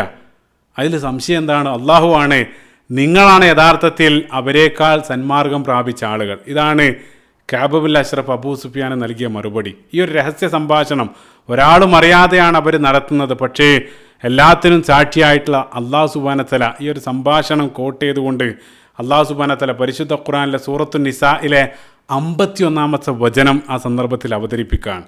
സൂറത്തു നിസാഇൻ്റെ 51-ാമത്തെ ആയത്തിൻ്റെ കോണ്ടെക്സ്റ്റ് ഇവർ തമ്മിലുള്ള ഈ സംഭാഷണമാണ്. ആയത്ത് നിങ്ങൾ പരിശോധിക്കുകയാണെങ്കിൽ അള്ളാഹു സുബ്ഹാനഹു വ തആല അവിടെ അലം തറ ഇലല്ലദീന ഊതു നസീബൻ മിനൽ കിതാബി യുഅ്മിനൂന ബിൽ ജിബ്തി വത്താഗൂത്ത്. അള്ളാഹു സുബ്ഹാനഹു വ തആല ആയത്ത് നിങ്ങൾ പരിശോധിച്ച് നോക്കുക. അതിൽ ആയത്തിൻ്റെ അവസാനം യഖൂലുല്ലദീന കഫറു ഹഉലാഇ അഹ്ദാ മിനല്ലദീന ആമനു സബീല. അവിടെ അള്ളാഹു സുബ്ഹാനഹു വ തആല അവിടെ ഈ കഅബുൽ അഷ്റഫിൻ്റെ ആ വാക്കുകൾ തന്നെ അള്ളാഹു സുബ്ഹാനഹു വ തആല ആയത്തിൽ കോട്ട് ചെയ്യുന്നുണ്ട്. സുബ്ഹാനല്ലാഹ്, ആയത്ത് നിങ്ങൾ പരിശോധിച്ച് നോക്കുക. അപ്പോൾ ഈ രൂപത്തിലുള്ള മറുപടിയെല്ലാം നൽകി മറ്റൊരു കാര്യം, സൂറത്തു നിസാഇൻ്റെ 51-ാമത്തെ ആയത്ത് മാത്രമല്ല 60-ാമത്തെ വചനത്തിലും അള്ളാഹു സുബ്ഹാനഹു വ തആല താഗൂത്ത് എന്നുള്ള ആ പദം കൊണ്ടുള്ള വിവക്ഷ ഇബ്നു അബ്ബാസ് റളിയല്ലാഹു അൻഹു പറയുന്നുണ്ട്. അവിടെയും അള്ളാഹു സുബ്ഹാനഹു വ തആല പരോക്ഷമായിട്ട് റെഫർ ചെയ്യുന്നത് കഅബുൽ അഷ്റഫിനെ തന്നെയാണ്. സുബ്ഹാനല്ലാഹ്. അപ്പോൾ ഈ രണ്ട് ആയത്തുകൾ നിങ്ങൾ സാന്ദർഭികമായിട്ട് പരിശോധിച്ച് നോക്കുക. അപ്പോൾ ഈ രൂപത്തിലുള്ള മറുപടിയെല്ലാം നൽകി അയാൾ മക്കയിൽ നിന്നും മദീനയിലേക്ക് തിരിച്ചു വരാൻ. മദീനയിലേക്ക് തിരിച്ചെത്തിയതിന് ശേഷവും അയാൾ അവസാനിപ്പിക്കുന്നില്ല.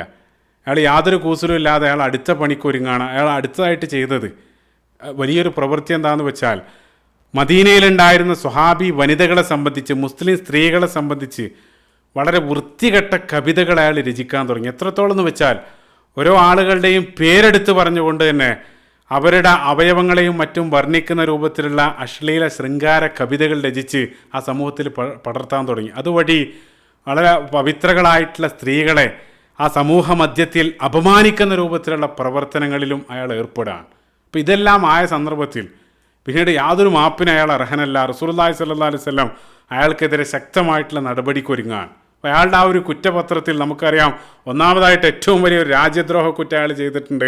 അതിന് പുറമെ ഇതേ രൂപത്തിൽ സ്ത്രീകൾക്കെതിരെയുള്ള ഇതേ രൂപത്തിൽ അപമാനിക്കുന്ന പ്രവർത്തനങ്ങൾ, ഇത് രണ്ടാണ്. അതിനോടൊപ്പം ഇവിടെ സാന്ദർഭികമായിട്ട് നമ്മൾ ചേർത്ത് വായിക്കേണ്ടതായിട്ടുള്ള ചില കാര്യങ്ങൾ ഇവിടെ സാന്ദർഭികമായിട്ട് പോസ് ചെയ്ത് നമ്മൾ മറ്റൊരു പോയിന്റിലേക്ക് കടക്കുകയാണ്. അപ്പോൾ ഇവിടെ ആ കഅബുൽ അഷ്റഫിൻ്റെ ആ വധം നടന്ന സന്ദർഭമായിട്ട് നമ്മൾ വിശദീകരിച്ചു കൊണ്ടിരിക്കുന്നത് ആ ബദറിന് ശേഷം ഉഹുദിന് തൊട്ടു മുമ്പായിട്ട് ഹിജ്റ വർഷം 3 റബീഉൽ അവ്വൽ മാസത്തിൽ അത് നടന്നു എന്നുള്ള രൂപത്തിലാണ് നമ്മളിപ്പോൾ വിശദീകരിച്ചു കൊണ്ടിരിക്കുന്നത്. ആ രൂപത്തിൽ തന്നെയാണ് പ്രധാനപ്പെട്ട സീറ ഗ്രന്ഥങ്ങളിൽ സീറത്ത് ഇബ്നു ഇസ്ഹാഖിലും ഇബ്നു ഹിശാമിലും അതേപോലെ തന്നെ വാഖിദി അതേപോലെ ഇബ്നു കത്തീർ റഹിമഹുല്ലാഹ് എല്ലാം ആ ഒരു ഓർഡറിൽ തന്നെയാണ് അവർ വിശദീകരിച്ചിട്ടുള്ളത്. പക്ഷേ പ്രത്യേകമായിട്ട് മനസ്സിലാക്കുക, അതല്ലാത്തൊരു ക്രോണോളജിയും മറ്റ് ചില പണ്ഡിതന്മാർ, സീറ പണ്ഡിതന്മാരും മുഫസ്സിറുകളും ഈ ഒരു കാര്യത്തിൽ സൂചിപ്പിച്ചിട്ടുണ്ട്. പ്രത്യേകമായിട്ട് ഇത് മനസ്സിലാക്കേണ്ടതുണ്ട്. അവരുടെ അഭിപ്രായ പ്രകാരം ഈ ഒരു സംഭവം, അതായത് കഅബുൽ അഷ്റഫിൻ്റെ വധം സംഭവിക്കുന്നത് അത് യഥാർത്ഥത്തിൽ ഉഹുദിന് മുമ്പല്ല, മറിച്ച് ഉഹുദിന് ശേഷമാണ്.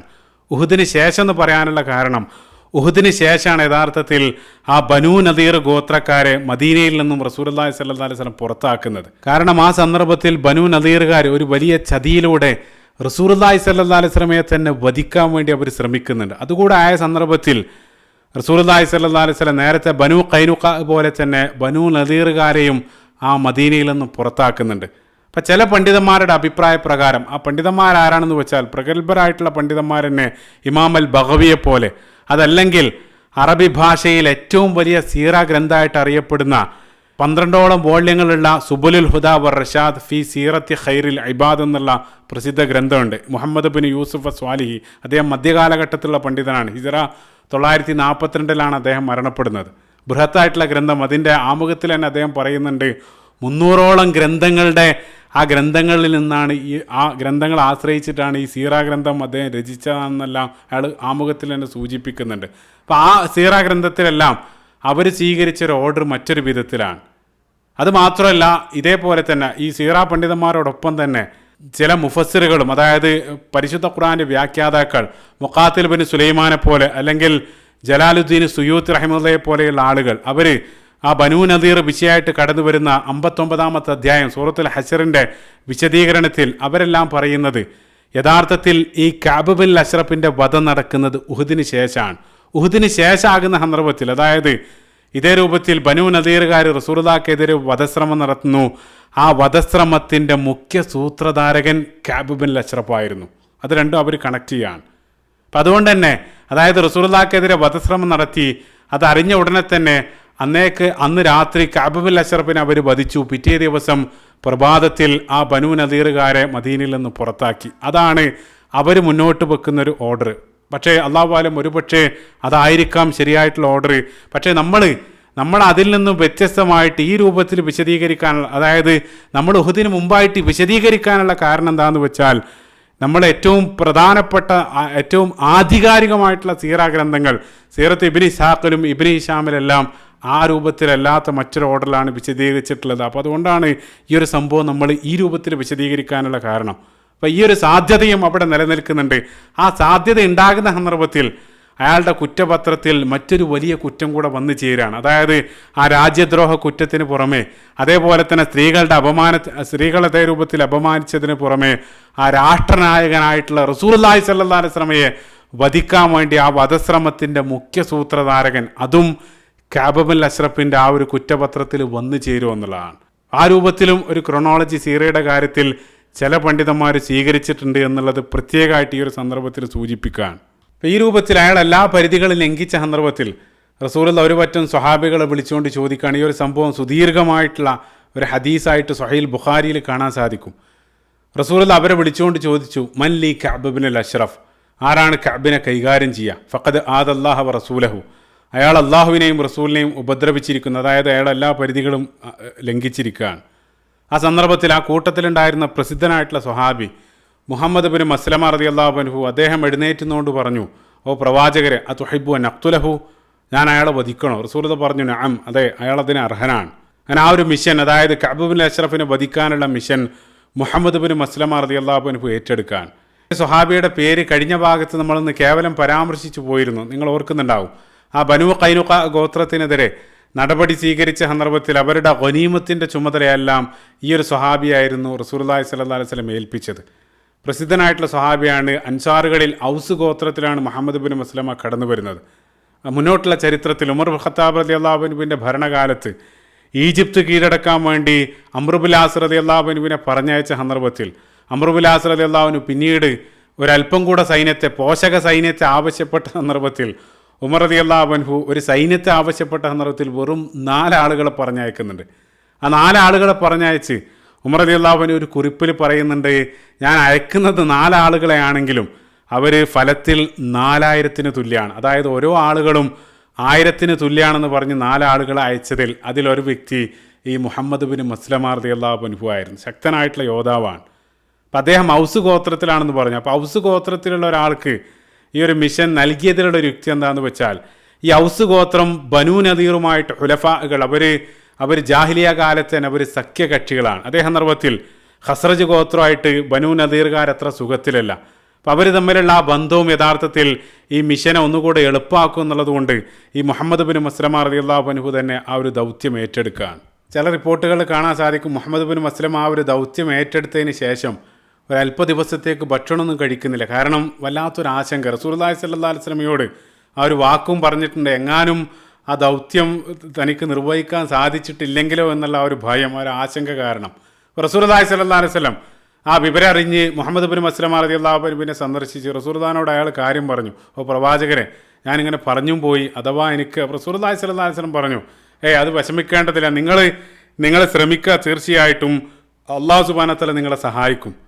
ആ സന്ദർഭത്തിൽ മുഹമ്മദ് ബിൻ മസ്ലമ റളിയല്ലാഹു അൻഹു പറഞ്ഞു, പ്രവാചകരെ, അങ്ങനെയാണെങ്കിൽ എനിക്ക് നിങ്ങളോടൊരു കാര്യം ചോദിക്കാനുണ്ട്. ഫഅ്ദൻ ലി അൻ അഖൂല ഷൈഅൻ, എനിക്ക് ചില കാര്യങ്ങൾ പറയാനുള്ള അനുമതി നിങ്ങൾ നൽകണം. അതായത് ചില കാര്യങ്ങൾ, വാസ്തവ വിരുദ്ധമായിട്ടുള്ള ചില കാര്യങ്ങൾ സംസാരിക്കാനുള്ള ഒരു അനുമതി, ഒരു പെർമിഷൻ നിങ്ങൾ നൽകണം. അപ്പോൾ റസൂലുള്ളാഹി സ്വല്ലല്ലാഹു അലൈഹി വസല്ലം പറഞ്ഞു, നിങ്ങൾക്കതിന് അനുവാദമുണ്ട്. അങ്ങനെ മുഹമ്മദ് ബിൻ മസ്ലമ റളിയല്ലാഹു അൻഹു ആ ഒരു ദൗത്യം നിർവഹിക്കാൻ പോവുകയാണ്. ഒറ്റക്കല്ല, അയാൾ കൂടെ ആ ഔസ് ഗോത്രത്തിൽ തന്നെയുള്ള മറ്റ് 2 ആളുകളെയും ആ ഒരു മിഷന് കൂടെ കൂട്ടിയിരുന്നു. രണ്ടാമത്തെ വ്യക്തി അബൂ നായില എന്നുള്ളതൊരു കുനിയാണ്. യഥാർത്ഥത്തിലുള്ള അയാളുടെ പേര് സൽക്കാൻ ഇബ്നു സലാമ റളിയല്ലാഹു അൻഹു. അതാണ് രണ്ടാമത്തെ വ്യക്തി. അയാളെ കൂടെ കൂട്ടാനുള്ള കാരണം, അയാൾ യഥാർത്ഥത്തിൽ കഅബ് ഇബ്നുൽ അശ്റഫുമായിട്ട് അയാൾക്കൊരു ബന്ധമുണ്ട്. കാരണം അയാൾ കഅബിൻ്റെ മുലകുടി ബന്ധത്തിലുള്ള ഒരു സഹോദരനാണ്. റളാഇ, അതായത് മുലകുടി ബന്ധത്തിലൂടെയുള്ള ഒരു സഹോദരനായിരുന്നു ഈ അബൂ നായില. അപ്പോൾ അതുകൊണ്ട് തന്നെ ആ ഒരു ദൗത്യത്തിൽ അയാൾക്ക് തീർച്ചയായിട്ടും സഹായിക്കാൻ കഴിയും. അതാണ് രണ്ടാമത്തെ വ്യക്തി. മൂന്നാമനായി ഹാരിസ് ഇബ്നുൽ ഔസ് റളിയല്ലാഹു അൻഹു. ഈ 3 ആളുകളാണ് ഈ ഒരു മിഷന് വേണ്ടി പുറപ്പെടുന്നത്. അങ്ങനെ ഒരു അപ്പോയിൻമെൻ്റ് ഒക്കെ എടുത്ത് ഈ 3 ആളുകൾ കഅബുൽ അഷ്റഫിനെ സമീപിക്കുകയാണ്, അയാളുടെ കോട്ടയിലേക്ക് പ്രവേശിക്കുകയാണ്. അതിനുശേഷം അയാളുടെ മുന്നിലെത്തി ആദ്യം മുഹമ്മദ് ബിൻ മസ്ലമ റളിയല്ലാഹു അൻഹു ആണ് സംസാരിക്കുന്നത്. അദ്ദേഹം പറഞ്ഞു, ഓ കഅബ്, ഇന്ന ഹാദർ റജുൽ ഖദ് സഅൽനാ സ്വദഖ. ഈ മനുഷ്യൻ മദീനയിൽ വന്നതിന് ശേഷം, റസൂലുള്ളാഹിനെ പറ്റിയാണ് പറയുന്നത്, മദീനയിൽ വന്നതിന് ശേഷം ഞങ്ങളോട് ധാരാളം സ്വദഖയും സക്കാത്തായിട്ടെല്ലാം ധാരാളം പണം ആവശ്യപ്പെട്ടുകൊണ്ടിരിക്കുകയാണ്. ഇന്നഹു ഖദ് അന്നാന, അയാൾ ഞങ്ങളെ വല്ലാതെ ബുദ്ധിമുട്ടിക്കുന്നുണ്ട്. കാരണം ഞങ്ങളുടെ കയ്യിലുള്ള പണം എല്ലാം ഞങ്ങൾ കൊടുത്തു കഴിഞ്ഞു, ഇനി ഞങ്ങളുടെ കയ്യിൽ കൊടുക്കാനൊന്നുമില്ല. അപ്പം അതുകൊണ്ട് ഒരല്പം പണം നിങ്ങൾ നൽകി ഞങ്ങളെ സഹായിക്കണം. അതാണ് മുഹമ്മദ് ബിൻ മസ്ലമ റളിയല്ലാഹു അൻഹു കഅബിനോട് പറഞ്ഞത്. പ്രത്യേകം ഓർക്കുക, കഅബുൽ അഷ്റഫ് അവിടെ ഏറ്റവും വലിയ ധനികനാണ്. അത് മാത്രമല്ല, നേരത്തെ സക്കാത്തിനുള്ള കൽപ്പന വന്ന സന്ദർഭത്തിൽ അതിൽ നിന്നും ആളുകളെ പിന്തിരിപ്പിക്കാൻ വേണ്ടി അയാൾ ശ്രമിച്ചതും അല്ലാഹു സുബ്ഹാനഹു വ തആല സൂറത്ത് നിസാഇലെ ആയത്തിലൂടെ മറുപടി നൽകിയതെല്ലാം ഇവിടെ നിങ്ങൾ പ്രത്യേകം ചേർത്ത് വെക്കുക. അപ്പോൾ സ്വാഭാവികമായിട്ട് ശ്രോതാക്കൾക്കുണ്ടാകുന്ന ഒരു സംശയം, മുഹമ്മദ് ബിൻ മസ്ലമ റളിയല്ലാഹു അൻഹു എങ്ങനെയാണ് റസൂലുള്ളാഹിക്കെതിരെ ഈ രൂപത്തിൽ സംസാരിക്കുക? അതിനാണ് നേരത്തെ ഒരല്പം മുമ്പ് റസൂലുള്ളാഹിനോട് പറഞ്ഞിരുന്നു, ഞാൻ ചില കാര്യങ്ങൾ സംസാരിക്കും, വാസ്തവ വിരുദ്ധമായിട്ടുള്ള ചില കാര്യങ്ങൾ സംസാരിക്കും, അതിന് നിങ്ങൾ പെർമിഷൻ നൽകണം. ഒരു പ്രത്യേക പെർമിഷൻ റസൂലുള്ളാഹിനോട് വാങ്ങിയിരുന്നു. അത് ഈ രൂപത്തിൽ സംസാരിക്കാൻ വേണ്ടിയായിരുന്നു. അപ്പം അതെങ്ങനെയാണ് പറയാമെന്നുള്ളതാണ് സംശയിക്കുന്നതെങ്കിൽ തീർച്ചയായിട്ടും പ്രത്യേകം മനസ്സിലാക്കണം, ഇത് ഒരു പ്രത്യേക സാഹചര്യമാണ്. അതായത് ഇയാൾ വാർ ക്രിമിനൽ, ഏറ്റവും വലിയ കുറ്റവാളിയാണ്. അപ്പോൾ അയാളെ കീഴടക്കാൻ വേണ്ടി ചില തന്ത്രങ്ങൾ ഉപയോഗിക്കേണ്ടതുണ്ട്. തീർച്ചയായിട്ടും അവിടെയും ചേർത്ത് വായിക്കേണ്ടതായിട്ടുള്ളൊരു ഹദീസ് റസൂലുള്ളാഹി പറയുന്നുണ്ട്, അൽ ഹർബ് ഖുദ്അ, യുദ്ധം എന്നുള്ളത് തന്ത്രമാണ്. ഇതേ രൂപത്തിലുള്ള തന്ത്രങ്ങൾ തീർച്ചയായിട്ടും ഈ രൂപത്തിലുള്ള കുറ്റവാളികളെ കീഴടക്കാൻ വേണ്ടി ഉപയോഗിക്കേണ്ടതുണ്ട്. ഇപ്പോൾ കഅബുൽ അഷ്റഫിന് വല്ലാത്ത സന്തോഷമായി. കാരണം ഈ രൂപത്തിൽ ഒരാളെങ്കിലും, മുഹമ്മദിൻ്റെ സല്ലല്ലാഹു അലൈഹി വസല്ലം അനുയായികളിൽപ്പെട്ട ഒരാളെങ്കിലും ഈ രൂപത്തിൽ എതിർത്ത് സംസാരിക്കാൻ സന്നദ്ധമായല്ലോ. അപ്പോൾ കഅബ് പറഞ്ഞു, നിങ്ങൾ ആവശ്യപ്പെട്ട പണം ഞാൻ നിങ്ങൾക്ക് നൽകാം, പക്ഷേ അയാളെ നിങ്ങൾക്ക് വെറുത്തൂടെ, നിങ്ങൾ അയാളെ തള്ളിപ്പറയണം. ആ സന്ദർഭത്തിൽ മുഹമ്മദ് ബിൻ മസ്ലമ റളിയല്ലാഹു അൻഹു പറഞ്ഞു, എന്ത് ചെയ്യാനാണ്, ഞങ്ങൾ ഓൾറെഡി പിൻപറ്റിപ്പോയി, ഏതായാലും ഒരു അല്പം കഴിയട്ടെ, ഭാവിയിൽ എന്ത് സംഭവിക്കുന്നത് നമുക്ക് നോക്കാം, പെട്ടെന്നൊന്നും ആ രൂപത്തിൽ തള്ളിക്കളയാൻ പറ്റില്ല, ഒരല്പം കൂടെ വെയിറ്റ് ചെയ്യും, ഏതായാലും ഞങ്ങൾ ആവശ്യപ്പെട്ട ആ പണം നിങ്ങളിപ്പോൾ അയാൾക്ക് നൽകാൻ വേണ്ടി കടായിട്ട് നൽകണം. ആ സന്ദർഭത്തിൽ കഅബ് പറഞ്ഞു, പണം നൽകാം, പക്ഷേ വെറുതെ പണം നൽകില്ല, നിങ്ങൾ റഹനായിട്ട്, നിങ്ങൾ പണയായിട്ട് എന്തെങ്കിലും ഒരു കാര്യം എനിക്ക് തിരിച്ചു നൽകണം. അപ്പോൾ മസ്ലമ റളിയല്ലാഹു അൻഹു ചോദിച്ചു, അയ്യ ഷൈഇൻ തുരീദ്, എന്താണ് നിങ്ങൾ ഉദ്ദേശിക്കുന്നത്? ആ സന്ദർഭത്തിൽ കഅബ് പറഞ്ഞു, ഇർഹനൂനി നിസാഅക്കും, നിങ്ങളുടെ സ്ത്രീകളെ നിങ്ങൾ, അതായത് നിങ്ങളുടെ ഭാര്യമാരെ നിങ്ങൾ പണയായിട്ട് നൽകുക, അങ്ങനെയാണെങ്കിൽ നിങ്ങൾ ആവശ്യപ്പെട്ട പണം ഞാൻ നൽകാം. ഭാര്യമാരെ അയാൾക്ക് പണയായിട്ട് നൽകണം അത്രേ. ചിന്തിച്ചു നോക്കുക, അയാളുടെ ഒരു സംസ്കാരം. ആ സന്ദർഭത്തിൽ മുഹമ്മദ് ബിൻ മസ്ലമ റളിയല്ലാഹു അൻഹു പറഞ്ഞു, കൈഫ നർഹനുക നിസാഅന വ അൻത അജ്മലുൽ അറബ്, ഞങ്ങളുടെ സ്ത്രീകളെ, ഞങ്ങളുടെ ഭാര്യമാരെ എങ്ങനെയാണ് നിങ്ങൾക്ക് പണയം നൽകുക? നിങ്ങൾ ഈ അറബികളിലെ ഏറ്റവും വലിയ സുന്ദരന്മാരിൽ ഒരാളാണ്. അപ്പോൾ ഞങ്ങളുടെ ഭാര്യമാരെ എങ്ങനെയാണ് നിങ്ങളുടെ അടുത്ത് വിശ്വസിച്ച് ഏൽപ്പിക്കുക? ആ സന്ദർഭത്തിൽ കഅബുൽ അഷ്റഫ് പറഞ്ഞു, അങ്ങനെയാണെങ്കിൽ ഭാര്യമാരെ നിങ്ങൾ തരില്ലെങ്കിൽ ഫർഹനൂനി അബ്നാഅക്കും, നിങ്ങളുടെ മക്കളെ എനിക്ക് പണയായിട്ട് നൽകൂ. അപ്പോൾ അവർ പറഞ്ഞു, മുഹമ്മദ് ബിൻ മസ്ലമ റളിയല്ലാഹു അൻഹു പറഞ്ഞു, മക്കളെങ്ങനെ നൽകുക? കാരണം ഈ ഒരല്പം തുച്ഛമായിട്ടുള്ള പണത്തിന് വേണ്ടി മക്കളെ ഞങ്ങൾ പണയമായിട്ട് നൽകുകയാണെങ്കിൽ അവരുടെ ഭാവിയിൽ ഇവിടെയുള്ള ആളുകൾ പറയുമോ കഅബിന് പണയം വെച്ച മക്കളാണെന്ന് പറഞ്ഞ് നാട്ടുകാർ മുഴുവൻ അവരെ പരിഹസിക്കും. അതുകൊണ്ട് അത് അവർക്ക് തന്നെ ഒരു അപമാനമാണ്. അതുകൊണ്ട് മക്കളെ ചോദിക്കരുത്. ആ സന്ദർഭത്തിൽ കഅബ് പറഞ്ഞു, പിന്നെ എന്താണ് നിങ്ങളുടെ കയ്യിൽ പണയമായിട്ട് നൽകാനുള്ളത്? ആ സന്ദർഭത്തിൽ മുഹമ്മദ് ബിൻ മസ്ലമ റളിയല്ലാഹു അൻഹു പറഞ്ഞു, അപ്പോൾ ഞങ്ങളുടെ കയ്യിൽ വിലപിടിപ്പുള്ള ഒന്നായിട്ട് അവശേഷിക്കുന്നത് ഞങ്ങളുടെ കയ്യിലുള്ള ആയുധങ്ങളാണ്. ഞങ്ങളെ സംബന്ധിച്ചിടത്തോളം സദാസമയത്തും അത് ഞങ്ങൾക്ക് ആവശ്യമുണ്ട്. പല ഭാഗത്തു നിന്നായിട്ട് ശത്രുക്കളെ ഞങ്ങൾ ആക്രമിച്ചു കൊണ്ടിരിക്കുകയാണ്. അപ്പോൾ ഞങ്ങൾക്ക് അത്രയും ആവശ്യമുള്ള ഞങ്ങളുടെ ആ ആയുധങ്ങൾ ഞങ്ങൾ പണയമായിട്ട് നൽകട്ടെ. അങ്ങനെ ആകുമ്പോൾ അത് പെട്ടെന്ന് തന്നെ തിരിച്ചെടുക്കാനും ഞങ്ങൾ ശ്രമിക്കും. കാരണം അതെപ്പോഴും ഞങ്ങൾക്ക് ആവശ്യമുള്ള സാധനമാണ്. അപ്പം അത് ഞങ്ങൾ പണയമായിട്ട് നൽകിയാൽ നിങ്ങൾ പണം നൽകുമോ? അതായിരുന്നു ചോദ്യം. അപ്പോൾ കഅബുൽ അഷ്റഫിന് അത് തെറ്റില്ല എന്ന് തോന്നുന്നു. അയാൾ അത് അംഗീകരിക്കാൻ. അങ്ങനെ മുഹമ്മദ് ബിൻ മസ്ലമയും അതേപോലെ തന്നെ കൂടെയുള്ള രണ്ടാളുകളും അവരും അതേ രൂപത്തിൽ സംസാരിച്ച് ഒരു പ്രത്യേക ദിവസം ഞങ്ങൾ ആയുധമായിട്ട് വരും, അന്ന് ഞങ്ങൾക്ക് ആവശ്യമുള്ള പണം നൽകണം എന്നുള്ള ആ ഒരു ഉടമ്പടി അവർ തമ്മിൽ ഉണ്ടാക്കുകയാണ്. അവിടെ തന്ത്രം എന്താണെന്ന് വെച്ചാൽ അങ്ങനെ ആകുന്ന സന്ദർഭത്തിൽ അടുത്ത സമയത്ത് ആ കോട്ടയിലേക്ക് അവർക്ക് ആയുധമായിട്ട് പ്രവേശിക്കാൻ കഴിയും. അതല്ലാത്ത സന്ദർഭത്തിൽ ആയുധവും മറ്റും ആ കോട്ടയിലേക്ക് തീർച്ചയായിട്ടും അവിടെ നിരവധി കാവൽക്കാരും മറ്റും ഉണ്ടായിരിക്കണം. അപ്പോൾ ആയുധവും മറ്റുമായിട്ട് അങ്ങോട്ട് പ്രവേശിക്കാൻ വഴിയുണ്ടായില്ല, അല്ലെങ്കിൽ എന്തെങ്കിലും തടസ്സമുണ്ടായിരിക്കണം. അപ്പോൾ ഈ രൂപത്തിലുള്ളൊരു തന്ത്രം അവർ ആ കഅബുൽ അഷ്റഫുമായിട്ട് ആ സംസാരത്തിലൂടെ അവർ ആ ഒരു ഉടമ്പടി ഉണ്ടാക്കുകയാണ്. അങ്ങനെ ദിവസങ്ങൾക്ക് ശേഷം ഹിജറ വർഷം 3 റബീഉൽ അവ്വൽ 14-ാം തീയതി അന്ന് ഒരു പൂർണ്ണചന്ദ്രനുള്ള നല്ല നിലാവുള്ള ഒരു പൗർണമി രാവായിരുന്നു. ആ ഉദ്ധരണിയിൽ അവർ പറയുന്നുണ്ട്. അങ്ങനെ അവർ ഈ 3 ആളുകൾ ആയുധമെല്ലാം എടുത്ത് ആ ഒരു ദൗത്യ നിർവഹണത്തിന് വേണ്ടി അവർ പുറപ്പെടുകയാണ്. ഇപ്പോൾ റസൂലുള്ളാഹി സ്വല്ലല്ലാഹു അലൈഹി വസല്ലമയും ആ നിലാവുള്ള രാത്രി അവരോടൊപ്പം നടക്കുന്നുണ്ടായിരുന്നു. അങ്ങനെ ബഖീൽ ഖർഖദ്, അതായത് മദീനയിലുള്ള ഖബർസ്ഥാൻ്റെ അവിടെ എത്തിയ സന്ദർഭത്തിൽ റസൂലുള്ളാഹി സ്വല്ലല്ലാഹു അലൈഹി വസല്ലം അവരെ യാത്രയാക്കി റസൂലുള്ള തിരിച്ചു പോരാണ്. അവിടെ വെച്ച് റസൂലുള്ള പ്രത്യേകമായിട്ട് അവർക്ക് വേണ്ടി പ്രാർത്ഥിക്കുകയും ചെയ്തു. അതായത് ആ ഒരു ദൗത്യം അത് വിജയകരമായിട്ട് നിർവഹിച്ച് തിരിച്ചു വരാൻ വേണ്ടി റസൂലുള്ള അവർക്ക് വേണ്ടി പ്രാർത്ഥിക്കുകയാണ്. അങ്ങനെ ഈ 3 ആളുകൾ ആ കോട്ടക്കകത്തേക്ക് പ്രവേശിക്കുകയാണ്. കോട്ടക്കകത്തേക്ക് പ്രവേശിച്ച സന്ദർഭത്തിൽ ചില ഉദ്ധരണികൾ പ്രകാരം കഅബുൽ അഷ്റഫ് ആ സന്ദർഭത്തിൽ പുതിയൊരു വിവാഹം കഴിച്ചിരുന്നു. ആ സ്ത്രീയോടൊപ്പം ആ ഭാര്യയോടൊപ്പം കിടപ്പറയിലായിരുന്നു കഅബ്. ഈ 3 ആളുകൾ അവർ വന്ന് ഉറക്കെ കഅബുൽ അഷ്റഫിനെ വിളിച്ചു, പുറത്തേക്ക് വരാൻ വേണ്ടി വിളിച്ചു. ആ സന്ദർഭത്തിൽ കഅബ് വിരിപ്പിൽ നിന്നും എഴുന്നേറ്റ സന്ദർഭത്തിൽ ഭാര്യ ആ കഅബിനെ പിടിച്ചുകൊണ്ട് പറഞ്ഞു, ഈ അർദ്ധരാത്രി നിങ്ങളെങ്ങോട്ടാണ് പോകുന്നത്? അപ്പോൾ കഅബുൽ അഷ്റഫ് പറഞ്ഞു, അബൂനായിൽ എന്നെ വിളിക്കുന്നുണ്ട്, ഞങ്ങൾ നേരത്തെ പറഞ്ഞുറപ്പിച്ച ഒരു കാര്യം ചർച്ച ചെയ്യാൻ വേണ്ടി എനിക്ക് പോകേണ്ടതുണ്ട്. ആ സന്ദർഭത്തിൽ ഭാര്യ പറഞ്ഞു, ആ ഭാര്യയുടെ വാക്കുകൾ പ്രത്യേകം അടിവരയിടുക. സീറത്ത് ഇബ്നു ഹിശാമിൽ കാണാൻ സാധിക്കും. ഭാര്യ പറഞ്ഞു, അൻത റജുലുൻ മുഹാരിബ്, നിങ്ങൾ യുദ്ധത്തിലാണ്, അതായത് നിങ്ങൾ ഈ രാജ്യത്തോട് യുദ്ധം പ്രഖ്യാപിച്ചൊരു വ്യക്തിയാണ്. ഈ ഒരു സന്ദർഭത്തിൽ ഈ ഒരു അർദ്ധരാത്രി നിങ്ങൾ പുറത്തു പോകുന്നത് പന്തിയല്ല. സ്വഹീൽ ബുഖാരിയിലുള്ള ഹദീസിൽ കാണാൻ സാധിക്കും. ഭാര്യ പറഞ്ഞു, അസ്മഉ സൗതൻ കഅന്നഹു യഖ്തുറു മിൻഹു ദം, രക്തം ഇറ്റി വീടുന്നത് പോലെയുള്ളൊരു ശബ്ദം എനിക്ക് കേൾക്കാൻ കഴിയും. ഭാര്യ പറയാണ്. സുബ്ഹാനല്ലാഹ്. അതായത് ആ ഭാര്യയുടെ സംസാരം വളരെ കൃത്യമായിട്ട് പറഞ്ഞു വരുന്നൊരു കാര്യം, തൻ്റെ ഭർത്താവ് രാജ്യത്തോട് തുറന്ന യുദ്ധം പ്രഖ്യാപിച്ചൊരു വ്യക്തിയാണെന്നും അയാളെ തേടി ഏത് സന്ദർഭത്തിലും രാജ്യസുരക്ഷ ഉറപ്പാക്കുന്ന അല്ലെങ്കിൽ അതിനുവേണ്ടി ചുമതലപ്പെടുത്തിയ ഭടന്മാർ ഏത് രൂപത്തിലും ഏത് തന്ത്രവും പ്രയോഗിച്ച് ഏത് സന്ദർഭത്തിലും തൻ്റെ ഭർത്താവിൻ്റെ അടുത്ത് വരുമെന്നുള്ളത് ആ ഭാര്യ, സമർത്ഥയായിട്ടുള്ള ഭാര്യ കൃത്യമായിട്ട് മനസ്സിലാക്കുകയാണ്. അതുകൊണ്ട് തന്നെ ആ ഭർത്താവിനെ, കഅബുൽ അഷ്റഫിനെ ഭാര്യ തടയാൻ. പക്ഷേ കഅബ് അത് കേൾക്കുന്നില്ല. കഅബ് പറഞ്ഞു, അത് അബൂനായിലാണ് വിളിക്കുന്നത്. അബൂനായിൽ അവൻ എനിക്കറിയാം, ഒരുപാട് കാലമായിട്ട് അറിയുന്നതാണ്, അവൻ എൻ്റെ സഹോദരനാണെന്നെല്ലാം പറഞ്ഞ് അയാൾ ശരീരത്തിലെല്ലാം സുഗന്ധമെല്ലാം പൂശി അയാൾ ആ നിലാവുള്ള രാത്രി അയാളുടെ ബെഡ്റൂമിൽ നിന്നും പുറത്തേക്ക് അല്ലെങ്കിൽ കോട്ടക്ക് പുറത്തേക്ക് വരാൻ. അപ്പോൾ ആ നിലാവിൽ അബൂനായിൽ അവിടെ നിൽക്കുന്നുണ്ട്, അബൂനായിലെയും മറ്റുള്ള 2 ആളുകളും. അപ്പോൾ അവരുടെ പ്ലാൻ എന്താണെന്ന് വെച്ചാൽ ഇതേ രൂപത്തിൽ ചില കാര്യങ്ങളെല്ലാം സംസാരിച്ച് വരുതിയിലാക്കിയതിന് ശേഷം അയാളെ വധിക്കുക, അതായിരുന്നു അവരുടെ പ്ലാൻ. അപ്പോൾ അവർ ആ കോട്ടക്കടുത്താണ്. അപ്പോൾ അതുകൊണ്ട് തന്നെ ഒരല്പം കൂടെ അങ്ങോട്ട് പോകാൻ വേണ്ടി, കാരണം തീർച്ചയായിട്ടും അവിടെ പരിചാരകരും മറ്റും ഉണ്ടാകും. അപ്പോൾ അബൂനായിൽ കഅബിനോട് പറഞ്ഞു, എത്ര മനോഹരമായിട്ടുള്ള എത്ര നിലാവുള്ള രാത്രിയാണ്, നമുക്കൊരല്പം അങ്ങോട്ട് നടന്നാലോ? അപ്പോൾ കഅബ് പറഞ്ഞു ഓക്കെ. അങ്ങനെ അവർ സംസാരിച്ച് നടക്കുകയാണ്.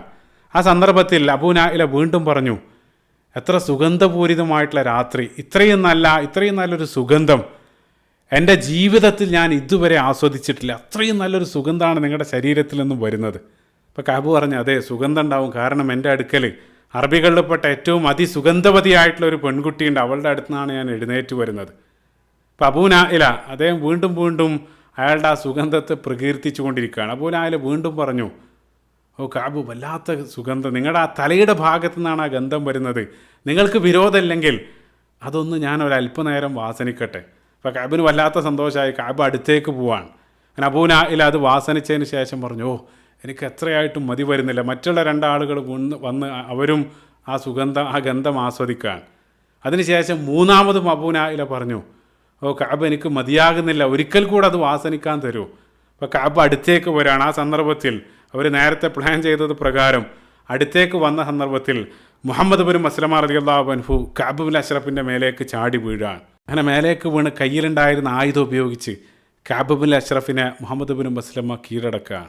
അത് അത്ര എളുപ്പമായിരുന്നില്ല. കാരണം അത് ചെറിയ നിലാവ് മാത്രമാണ്. അവർ ആ ഒരു ചെറിയ സംഘട്ടനത്തിനിടയിൽ അറിയാതെ മൂന്നാമനായ ഹാരിസ് ബിൻ ഔസ് റളിയല്ലാഹു അൻഹുവിൻ്റെ ശരീരത്തിൽ അവർ തന്നെ പരസ്പരം വെട്ടി അയാളുടെ കാലിൽ ഒരാഴത്തിലുള്ള മുറിവെല്ലാം ഏൽക്കുന്നുണ്ട്. അപ്പോൾ ഏതായിരുന്നാലും അതോടുകൂടെ ആ ഒരു കൊടിയ ശത്രുവിൻ്റെ ആ ഒരു വലിയ കുറ്റവാളിയുടെ ആ കഥ അതോടുകൂടെ അവസാനിക്കുകയാണ്. അങ്ങനെ അവർ തിരിച്ചു വരികയാണ്. അവർ ശരീരത്തിലെല്ലാം രക്തമായിരുന്ന ആ ഒരു അവസ്ഥയിൽ അവർ റസൂലുള്ളാഹി സ്വല്ലല്ലാഹു അലൈഹി വസല്ലമയുടെ അടുത്ത് തിരിച്ചെത്തുകയാണ്. അപ്പോൾ റസൂലുള്ളാഹി സ്വല്ലല്ലാഹു അലൈഹി വസല്ലം അവർക്ക് വേണ്ടി പ്രാർത്ഥിച്ചു. അതോടൊപ്പം ആ മുറിവേറ്റ, അതായത് അവർ പരസ്പരം വെട്ടിൽ തന്നെ മുറിവേറ്റ മൂന്നാമനായ ഹാരിസ് ബിൻ ഔസ് റളിയല്ലാഹു അൻഹുവിൻ്റെ ആ കാലിൽ ആ മുറിവിൽ റസൂലുള്ളാഹി സ്വല്ലല്ലാഹു അലൈഹി വസല്ലം തൻ്റെ ഉമിനീര് റസൂലുള്ള പുരട്ടി. അതോടുകൂടെ അവിടെ അയാളുടെ ആ മുറിവ് ഉടനെ തന്നെ സുഖപ്പെടുകയാണ്. റസൂലുള്ളാഹിൻ്റെ ഒരു മുഅ്ജിസത്താണ്. ഈ രൂപത്തിൽ കഅബ് ബിൻ അഷ്റഫിനെ വധിക്കുകയാണ്. ആ വധത്തോടുകൂടെ യഥാർത്ഥത്തിൽ അത് മറ്റുള്ള ആളുകൾക്കൊരു മെസ്സേജ് കൂടെയാണ്. ബനൂ നദീറിൽപ്പെട്ട പല ആളുകളും, നേരത്തെ ഞാൻ പറഞ്ഞു, അബൂ സുഫിയാനെ സഹായിക്കാനെല്ലാം ഒരുങ്ങിയ സല്ലാമിനും മിഷ്കമിനെ പോലെയുള്ള ഇതേ രൂപത്തിലുള്ള പല നേതാക്കൾക്കും ആ കഅബ് ബിൻ അഷ്റഫിൻ്റെ വധത്തിലൂടെ ഒരു മെസ്സേജ് കൈമാറാണ്. പല ആളുകൾക്ക് ബനൂ നദീറിൽപ്പെട്ട അല്ലെങ്കിൽ മദീനയിൽപ്പെട്ട പല ആളുകളും ഇതേ രൂപത്തിൽ പത്തി വിടർത്തിയ നിരവധി സർപ്പങ്ങൾ അവിടെ ഉണ്ടായിരുന്നു. അവരെല്ലാം ഈ ഒരു സംഭവം നടന്നതോടുകൂടി അവരെല്ലാം അവരുടെ മാളത്തിലേക്ക് ഉൾവലിയുന്നതാണ് പിന്നീട് കാണുന്നത്. അതുതന്നെയായിരുന്നു ആ ഒരു വധത്തിലൂടെ അവർക്ക് നൽകിയ മെസ്സേജ്. അപ്പോൾ ഇതാണ് കഅബ് ബിൻ അഷ്റഫിൻ്റെ വധവുമായിട്ട് ബന്ധപ്പെട്ട് കടന്നു വരുന്ന ഉദ്ധരണി. ഇനി അവസാനമായിട്ട് ഇതുമായി ബന്ധപ്പെട്ട് വിമർശകർ ഉന്നയിക്കുന്ന പ്രധാനപ്പെട്ട ചില വിമർശനങ്ങൾ നമ്മൾ ഇതുവരെ നടത്തിയ വിശദീകരണത്തിൻ്റെ അടിസ്ഥാനത്തിൽ നമ്മൾ പരിശോധിക്കുന്ന സന്ദർഭത്തിൽ ഒന്നാമത്തെ വിമർശനം കഅബിനെ വധിച്ചതാണ്. വധിച്ചതിൽ എന്താണ് പ്രശ്നം? കാരണം അയാൾ ചെയ്ത കുറ്റങ്ങൾ, ആ ഏറ്റവും വലിയൊരു രാജ്യദ്രോഹ കുറ്റമാണ് അയാൾ ചെയ്തിട്ടുള്ളത്. രാജ്യത്തിൻ്റെ ആ നിയമ വ്യവസ്ഥിതിയെ വെല്ലുവിളിക്കുന്ന, അല്ലെങ്കിൽ ആ രാജ്യത്തോട് തന്നെ യുദ്ധം പ്രഖ്യാപിക്കുന്ന രൂപത്തിലുള്ള പ്രവർത്തനമാണ്. അപ്പം അതുകൊണ്ട് തന്നെ അയാൾ എല്ലാ അർത്ഥത്തിലും വധശിക്ഷയ്ക്ക് അർഹനാണ്. അത് ഏറ്റവും ആധുനികമായിട്ടുള്ള നമ്മുടെ നീതിന്യായ വ്യവസ്ഥിതിയിലൂടെ നോക്കുന്ന സന്ദർഭത്തിൽ പോലും അയാൾ ആ ശിക്ഷയ്ക്ക് അർഹനാണ്. ഇക്കാലഘട്ടത്തും ആ രൂപത്തിലൊരു പ്രവർത്തനം ചെയ്താൽ ഇതേ വധശിക്ഷ തന്നെയാണ് നൽകുക. അത് കൂടെ കിടക്കുന്ന ഭാര്യയ്ക്ക് പോലും മനസ്സിലായിരുന്നു. ആ ഭാര്യയുടെ പ്രതികരണം അതിന് ഏറ്റവും നല്ല തെളിവാണ്. അപ്പോൾ അത് അയാൾ എല്ലാ അർത്ഥത്തിലും ആ വധശിക്ഷയ്ക്ക് അർഹനായിരുന്നു. രണ്ടാമതായിട്ട് കടന്നു വരുന്ന പ്രധാനപ്പെട്ട രണ്ടാമത്തെ ആരോപണം ആ വധശിക്ഷയ്ക്ക് വേണ്ടി തിരഞ്ഞെടുത്ത രീതിയാണ്. അപ്പോൾ അവിടെയും നമ്മൾ മനസ്സിലാക്കേണ്ടത് അയാൾ ഏറ്റവും വലിയൊരു കുറ്റവാളിയാണ്. അയാൾക്കെതിരെ ഇസ്ലാമിക രാഷ്ട്രത്തിൻ്റെ തലവനായിട്ടുള്ള റസൂലുള്ളാഹി സ്വല്ലല്ലാഹു അലൈഹി വസല്ലം അക്കാലഘട്ടത്തിൽ പ്രത്യേകം അടിവരയിടുക, അക്കാലഘട്ടത്തിലെ രാഷ്ട്രീയ രീതിശാസ്ത്ര പ്രകാരം നടപ്പിലാക്കിയൊരു വധശിക്ഷാ രീതിയാണ്. അപ്പോൾ ഈ ഒരു വിമർശനം കടന്നു വരാനുള്ള പ്രധാനപ്പെട്ട കാരണം നമ്മൾ ഏറ്റവും മോഡേൺ ആയിട്ടുള്ള നിയമനിർവഹണം അല്ലെങ്കിൽ നീതിന്യായ വ്യവസ്ഥിതിയിലൂടെ ആ ഒരു ഗ്ലാസ്സിലൂടെ നമ്മൾ 7-ാം നൂറ്റാണ്ടിൻ്റെ സാമൂഹ്യ സാഹചര്യങ്ങൾ അല്ലെങ്കിൽ ഒരു വധശിക്ഷാ രീതിയെ നമ്മൾ ഇന്ന് അപഗ്രഥിക്കാൻ വേണ്ടി ശ്രമിക്കുകയാണ്. അത് യഥാർത്ഥത്തിൽ ചരിത്രപരമായിട്ട് തന്നെ ആ രൂപത്തിലുള്ള സമീപനം നമ്മൾ ഹിസ്റ്റോറിക്കൽ അനോക്രോണിസത്തെ സംബന്ധിച്ച് പറയാറുണ്ട്. അതായത് ഇന്നത്തെ ഒരു ക്ലാസ്സിലൂടെ നമ്മൾ അന്നത്തെ സാമൂഹ്യ സാഹചര്യങ്ങളെയും അല്ലെങ്കിൽ രീതികളെ നമ്മൾ വിലയിരുത്താൻ വേണ്ടി ശ്രമിക്കുകയാണ്. അപ്പോൾ പ്രത്യേകം മനസ്സിലാക്കുക, അക്കാലഘട്ടത്ത് നമുക്ക് ഇന്നുള്ളത് പോലെ ഒരു കുറ്റാന്വേഷണം, ഒരു പോലീസ് വിഭാഗമോ അതല്ലെങ്കിൽ കോടതി മുറികളോ ജയിലറുകളോ അതൊന്നും ആ സംവിധാനങ്ങളൊന്നും അക്കാലഘട്ടത്തിൽ ഉണ്ടായിരുന്നില്ല. അപ്പം അന്ന് അപകടകാരികളായിട്ടുള്ള കുറ്റവാളികളെ, പ്രത്യേകിച്ച് സമൂഹത്തിൽ അങ്ങേയറ്റം സ്വാധീനമുള്ള കഅബ് ബിൻ അഷ്റഫ് അങ്ങേയറ്റം ഇൻഫ്ലുവൻസ് ഉള്ള ഒരു വ്യക്തിയായിരുന്നു. അപ്പോൾ അയാളെ കൈകാര്യം ചെയ്യാൻ വേണ്ടി അക്കാലഘട്ടത്തെ അവർ തികച്ചും വ്യത്യസ്തമായിട്ടുള്ള ആ കാലഘട്ടത്തിന് അനുയോജ്യമായിട്ടുള്ളൊരു രീതി അവർ അവലംബിച്ചു എന്ന് മാത്രം. അത് ഈ ഒരു ഏറ്റവും ആധുനികമായിട്ടുള്ളൊരു ഇസ്ലാമിക രാഷ്ട്രത്തിൽ പോലും അതേ രീതി നടപ്പിലാക്കണമെന്ന് ഒരാളും വാശി പിടിക്കുന്നില്ല. അത് കാലഘട്ടത്തിനനുസരിച്ച് ഇസ്ലാമിക രാഷ്ട്രത്തിൻ്റെ ഭരണാധികാരികൾ അത് തീരുമാനിക്കേണ്ടതാണ്. അതാണ് ഇതുമായിട്ട് ബന്ധപ്പെട്ട് മനസ്സിലാക്കേണ്ടത്. അതേപോലെ തന്നെ ഈ ഒരു സംഭവത്തെ ചില മുസ്ലിം നാമധാരികളായിട്ടുള്ള ആളുകൾ തെറ്റായിട്ട് ഇസ്ലാമിനെ വ്യാഖ്യാനിക്കാൻ വേണ്ടി ശ്രമിക്കുന്ന ചില ആളുകൾ ഈ ഒരു സംഭവത്തെ ദുർവ്യാഖ്യാനിക്കാറുണ്ട്. അപ്പോൾ അവർ മനസ്സിലാക്കേണ്ട ഒരു കാര്യം, യഥാർത്ഥത്തിൽ റസൂലുള്ളാഹി സ്വല്ലല്ലാഹു അലൈഹി വസല്ലം ഇസ്ലാമിക രാഷ്ട്രം നിലവിൽ വന്നതിന് ശേഷം ആ രാഷ്ട്രനായകനായിട്ടുള്ള റസൂലുള്ളാഹി സ്വല്ലല്ലാഹു അലൈഹി വസല്ലമയുടെ കൽപ്പന പ്രകാരമാണ് ആ ഒരു വധം അവിടെ നടന്നത്. അതൊരിക്കലും ഒരു ഇസ്ലാമികേതര രാജ്യത്ത് ജീവിക്കുന്ന ഒരാൾ, അയാൾ ഒരു ഇസ്ലാമികേതര രാജ്യത്ത് നമ്മൾ ജീവിക്കുന്ന സന്ദർഭത്തിൽ ആ രാജ്യത്തിൻ്റെ ഭരണഘടന പിന്തുടരാൻ നമ്മൾ ബാധ്യസ്ഥരാണ്. ആ ഒരു പാസ്പോർട്ട് നമ്മൾ സ്വീകരിക്കുന്നുണ്ടെങ്കിൽ ആ രാജ്യത്തോട് നമുക്ക് ചില ഉത്തരവാദിത്തങ്ങളുണ്ട്. അത് നമ്മുടെ അമാനത്താണ്. അത് ഇസ്ലാമിക രാജ്യത്താണെങ്കിൽ പോലും ഒരു മുസ്ലിം രാഷ്ട്രത്തിൽ ജീവിക്കുന്നൊരു വ്യക്തി ഒരിക്കലും അയാളെ ആരെങ്കിലും എന്തെങ്കിലും ഉപദ്രവിക്കുകയാണെങ്കിൽ അയാൾക്ക് ഉപദ്രവിച്ച ആൾക്കെതിരെ നടപടി സ്വീകരിക്കാൻ ഇസ്ലാമിക രാജ്യത്ത് പോലും അധികാരമില്ല. അയാൾ ഭരണാധികാരി വഴിയാണ് അയാൾ നിയമം നടപ്പിലാക്കേണ്ടത്. അപ്പം അവിടെ നമുക്ക് മാതൃകയാകുന്നത് റസൂലുള്ളാഹി സ്വല്ലല്ലാഹു അലൈഹി വസല്ലമയുടെ മക്ക കാലഘട്ടം നിങ്ങൾ ഓർക്കുന്നുണ്ടാവും. ആ മക്ക കാലഘട്ടത്തിലും ഇതേപോലെയുള്ള വലിയ കുറ്റവാളികൾ അബൂജഹലിനെ പോലെ അബൂലഹബിനെ പോലെയുള്ള ആളുകൾ മക്കയിലുണ്ടായിരുന്നു. റസൂലുള്ളാഹി സ്വല്ലല്ലാഹു അലൈഹി വസല്ലം ജസ്റ്റ് ഒന്നൊരു വധിക്കാൻ വേണ്ടി ഓർഡർ നൽകിയിരുന്നെങ്കിൽ അത് ഏത് രൂപത്തിലും അത് സ്വീകരിക്കാൻ സന്നദ്ധരായിട്ടുള്ള നിരവധി അനുയായികളും ആ സന്ദർഭത്തിൽ റസൂലുള്ളാഹിൻ്റെ കൂടെ ഉണ്ടായിരുന്നു. പക്ഷേ റസൂലുള്ളാഹി സ്വല്ലല്ലാഹു അലൈഹി വസല്ലം ആ രൂപത്തിൽ ഒരു പ്രവൃത്തി ചെയ്യാനും അവരോട് കൽപ്പിക്കുന്നില്ല, അവരാരും ചെയ്യുന്നില്ല. കാരണം എന്താണെന്ന് വെച്ചാൽ ആ രൂപത്തിൽ അവിടെ പ്രവർത്തിച്ചിരുന്നെങ്കിൽ അതിൻ്റെ ഫലം തീർച്ചയായിട്ടും ഏറ്റവും വലിയ പ്രതികൂലമായിട്ടുള്ളൊരു സാഹചര്യമായിരിക്കും മക്കയിൽ അത് സൃഷ്ടിക്കുക. അത് കൂടുതൽ ആ സാഹചര്യങ്ങളെ വഷളാക്കുകയാണ് ചെയ്യുക.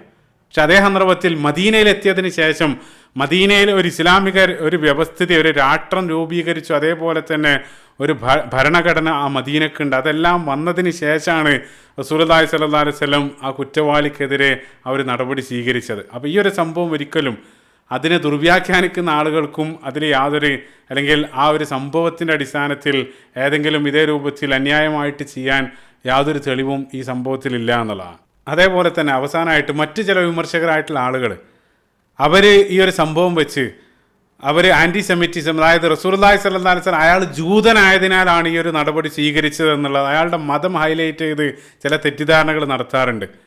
അതായത് കഅബുൽ അഷ്റഫ് അയാൾ ചെയ്ത പ്രവർത്തികൾ മുഴുവൻ മൂടി വെച്ച് ആ ഒരു അയാളെ വധിച്ചത് മാത്രം ഹൈലൈറ്റ് ചെയ്യാൻ വേണ്ടി ശ്രമിക്കുകയാണ്. അപ്പം അതിലും യാതൊരു കഴമ്പുമില്ലെന്ന് ഈ ഒരു എപ്പിസോഡ് അതിനാണ് അത് സുദീർഘമായിട്ട് അയാൾ ചെയ്ത പ്രവൃത്തികൾ ആദ്യം വിശദീകരിച്ചത്. അതേപോലെ തന്നെ കഴിഞ്ഞ ഭാഗത്തും ജൂതരോട് മുസ്ലിങ്ങൾ സ്വീകരിച്ച സമീപനങ്ങളെല്ലാം കഴിഞ്ഞ ഭാഗത്ത് സുദീർഘമായിട്ട് നമ്മൾ വിശദീകരിച്ചു. അപ്പോൾ അയാളുടെ മതം നോക്കിയായിരുന്നില്ല റസൂലുള്ളാഹി സ്വല്ലല്ലാഹു അലൈഹി വസല്ലം നടപടി സ്വീകരിച്ചത്, മറിച്ച് അയാൾ ചെയ്ത പ്രവൃത്തികൾ കാരണമായിരുന്നു. അപ്പോൾ മദീനയെ സംബന്ധിച്ചിടത്തോളം അവിടെ മുഴുവൻ ആളുകൾക്കും സ്വസ്ഥമായി സ്വതന്ത്രമായി സമാധാനത്തോടുകൂടെ ജീവിക്കാനുള്ളൊരു അന്തരീക്ഷം ആ മദീനയിൽ റസൂലുള്ളാഹി സ്വല്ലല്ലാഹു അലൈഹി വസല്ലം സ്ഥാപിക്കാൻ വേണ്ടിയായിരുന്നു ശ്രമിച്ചത്. അപ്പോൾ അതിന് വിഘാതമാകുന്ന മുഴുവൻ ആളുകൾക്കെതിരെ അത് മുഖം നോക്കാതെ, അവരുടെ മതമോ ജാതിയോ നോക്കാതെ, ആര് അനീതി പ്രവർത്തിച്ചാലും മുഖം നോക്കാതെ നടപടി റസൂലുള്ളാഹി സ്വല്ലല്ലാഹു അലൈഹി വസല്ലം സ്വീകരിച്ചിരുന്നു. നീതി എല്ലാ ആളുകൾക്കും തുല്യമായിരുന്നു. അതിന് ഏറ്റവും മനോഹരമായിട്ടുള്ള, ചേർത്ത് വായിക്കേണ്ട മനോഹരമായിട്ടുള്ളൊരു സംഭവമാണ് മദീനയിൽ ഒരിക്കൽ റിഫാഅത്ത് എന്ന പേരുള്ളൊരു വ്യക്തിയുടെ പടയങ്കി മോഷണം പോവാണ്. അങ്ങനെ പരാതി റസൂലുള്ളാഹിൻ്റെ അടുത്തെത്തി അവർ അത് അന്വേഷിക്കാൻ തുടങ്ങി. യഥാർത്ഥത്തിൽ മോഷ്ടിച്ചിട്ടുണ്ടായിരുന്നത് മുസ്ലിം നാമധാരിയായിട്ടുള്ളൊരു വ്യക്തിയായിരുന്നു യഥാർത്ഥത്തിലുള്ള മോഷ്ടാവ്. അങ്ങനെ കേസന്വേഷണം പുരോഗമിച്ച് അവസാനം പ്രതി പിടിക്കപ്പെടുമെന്ന ആ ഒരു അവസ്ഥയിൽ ഈ യഥാർത്ഥ മോഷ്ടാവായിട്ടുള്ള ഈ മുസ്ലിം നാമധാരി അയാൾ ആ തൊണ്ടി മുതൽ, അതായത് ആ പടയങ്കി അവിടെ ഉണ്ടായിരുന്നൊരു ജൂതൻ്റെ, സയ്യിദ് ഇബ്നു സമീൻ എന്നറിയപ്പെടുന്ന ഒരു ജൂതൻ്റെ വീട്ടിൽ കൊണ്ടുപോയിട്ടു. അത് മാത്രമല്ല ആ ജൂതനാണ് ചെയ്തത് എന്നുള്ള രൂപത്തിൽ അയാളെല്ലാം സമർത്ഥമായിട്ടതെല്ലാം വളച്ചൊടിച്ചു. അവസാനം ആ തൊണ്ടി മുതൽ അവർ ആ ജൂതൻ്റെ വീട്ടിൽ നിന്നും കണ്ടെടുത്തു. എല്ലാ തെളിവുകളും അയാൾക്കെതിരാണ്. അത് നമുക്കറിയാം, ഏതൊരു കോടതിയും എക്കാലഘട്ടത്തും തെളിവിന്, എവിഡൻസിനാണ് പ്രാധാന്യം. അപ്പോൾ ലഭിച്ച എല്ലാ തെളിവും ജൂതനെതിരാണ്. അപ്പോൾ അതുകൊണ്ട് തന്നെ ആ ലഭിച്ച തെളിവിൻ്റെ അടിസ്ഥാനത്തിൽ ആ ജൂതനെ കുറ്റവാളിയാക്കി റസൂലുള്ളാഹി സ്വല്ലല്ലാഹു അലൈഹി വസല്ലം വിധിക്കാനിരിക്കുന്ന ആ ഒരു സന്ദർഭത്തിൽ പരിശുദ്ധ ഖുർആനിൽ അല്ലാഹു സുബ്ഹാനഹു വ തആല റസൂലുള്ളാഹി സ്വല്ലല്ലാഹു അലൈഹി വസല്ലമയെ തിരുത്തിക്കൊണ്ട് ആ ജൂതന് അനുകൂലമായിട്ട് ആ ജൂതൻ്റെ നിരപരാധിത്വം വ്യക്തമാക്കിക്കൊണ്ട് അല്ലാഹു സുബ്ഹാനഹു വ തആല പരിശുദ്ധ ഖുർആനിൽ 10ഓളം ആയത്തുകൾ അവതരിപ്പിക്കുകയാണ്. പരിശുദ്ധ ഖുർആനിലെ 4-ാമത്തെ അധ്യായം സൂറത്തു നിസാഇൻ്റെ 105 മുതൽ 114 വരെയുള്ള ആയത്തുകളുടെ കോണ്ടെക്സ്റ്റ് ഈ ഒരു സംഭവമാണ്. ചിന്തിച്ചു നോക്കുക നിങ്ങൾ. ആ ആയത്തുകൾക്കിടയിൽ അല്ലാഹു സുബ്ഹാനഹു വ തആല ശക്തമായി വലാ തകുൻ ലിൽ ഖാഇനീന ഖസീമ, ഇതേ രൂപത്തിലുള്ള വഞ്ചകന്മാർക്ക് വേണ്ടി നീ വാദിക്കുന്നവനാകരുത്, ഇതേ രൂപത്തിലുള്ള അല്ലാഹു സുബ്ഹാനഹു വ തആല ഉണർത്തലുകൾ പോലും ആയത്തുകൾക്കിടയിൽ കാണാൻ സാധിക്കും. അപ്പോൾ ആ ജൂതൻ്റെ അവകാശ സംരക്ഷണത്തിന്, അയാളുടെ നിരപരാധിത്വം തെളിയിക്കാൻ വേണ്ടി 10ഓളം ആയത്തുകൾ അല്ലാഹു സുബ്ഹാനഹു വ തആല അവതരിപ്പിക്കാൻ ചിന്തിച്ചു നോക്കുക. അപ്പോൾ ആ രൂപത്തിൽ അത് ഞാൻ ഈ ഒരു സംഭവം പറയാനുള്ള കാരണം, ഈ രൂപത്തിലായിരുന്നൊരു മദീനൻ സമൂഹം. അവിടെ നീതിക്കായിരുന്നു പ്രാധാന്യം നൽകിയിരുന്നത്. അവിടെ മുഖം നോക്കാതെ നടപടി സ്വീകരിച്ചിരുന്നു. തെറ്റാര് ചെയ്താലും അത് മുസ്ലിമായാലും ജൂതനായാലും ആ പ്രവൃത്തിയുടെ അടിസ്ഥാനത്തിലായിരുന്നു അവിടെ നിയമം നടപ്പിലാക്കിയിരുന്നത്. ഇതേ രൂപത്തിൽ തന്നെയാണ് ഈ കഅബുൽ അഷ്റഫ് അത്രയും വലിയൊരു തെറ്റ് ചെയ്തത് കൊണ്ടാണ് റസൂലുള്ളാഹി സ്വല്ലല്ലാഹു അലൈഹി വസല്ലം അയാൾക്കെതിരെ നടപടി സ്വീകരിച്ചത്. അതല്ലാതെ അയാളുടെ മതം നോക്കിയായിരുന്നില്ല. അത് ആ രൂപത്തിലുള്ള വിമർശനത്തിൽ യാതൊരു അടിസ്ഥാനവും ഇല്ല എന്നുള്ളത് ഈ ഒരു സംഭവം കൃത്യമായിട്ട് കേൾക്കുന്ന ഏതൊരാൾക്കും മനസ്സിലാക്കാൻ സാധിക്കും. ഇതാണ് കഅബുൽ അഷ്റഫിൻ്റെ വധവുമായിട്ട് കടന്നു വരുന്ന സംഭവം. ഇൻഷാ അല്ലാഹ് ഇനി നമ്മൾ ഉഹുദിലേക്ക് പ്രവേശിക്കുന്നതിന് മുമ്പ് ഒരു എപ്പിസോഡ് കൂടെ, ചില കാര്യങ്ങൾ കൂടെ ഉഹുദിന് മുമ്പായിട്ട് അരങ്ങേറുന്ന 2-3 സംഭവങ്ങൾ കൂടെ ഉണ്ട്. അതായിരിക്കും അടുത്ത ഭാഗത്ത് നമ്മൾ പരാമർശിക്കുക. അതിന് ശേഷം ഇൻഷാ അല്ലാഹ് ഉഹുദ് യുദ്ധത്തിൻ്റെ ചരിത്രത്തിലേക്ക് നമ്മൾ പ്രവേശിക്കുന്നതാണ്. അല്ലാഹു സുബ്ഹാനഹു വ തആല റസൂലുള്ളാഹി സ്വല്ലല്ലാഹു അലൈഹി വസല്ലമയുടെ ആ ജീവചരിത്രം ആഴത്തിൽ മനസ്സിലാക്കാനും അത് കഴിയുന്നത്ര ജീവിതത്തിൽ അത് പകർത്താനും അതേ രൂപത്തിൽ ആ ഒരു സുന്നത്തുകൾ അനുസരിച്ച് ജീവിക്കാനും നാളെ റസൂലുള്ളാഹി സ്വല്ലല്ലാഹു അലൈഹി വസല്ലമയും അനുയായികളോടൊപ്പം ആ സ്വർഗ്ഗത്തിൽ ഒരുമിച്ച് കൂടാനുള്ള തൗഫീഖ് നമുക്ക് ഏവർക്കും നൽകുമാറാകട്ടെ. അല്ലാഹുമ്മ ആമീൻ. റബ്ബന ആതിന ഫിദ്ദുനിയ ഹസന വഫിൽ ആഖിറതി ഹസനതൻ വഖിന അദാബന്നാർ. റബ്ബന തഖബ്ബൽ മിന്നാ ഇന്നക അൻത സമീഉൽ അലീം വതുബ് അലൈനാ ഇന്നക അൻത തവ്വാബുർ റഹീം. അസ്സലാമു അലൈക്കും വറഹ്മത്തുള്ളാഹി വബറകാതുഹു.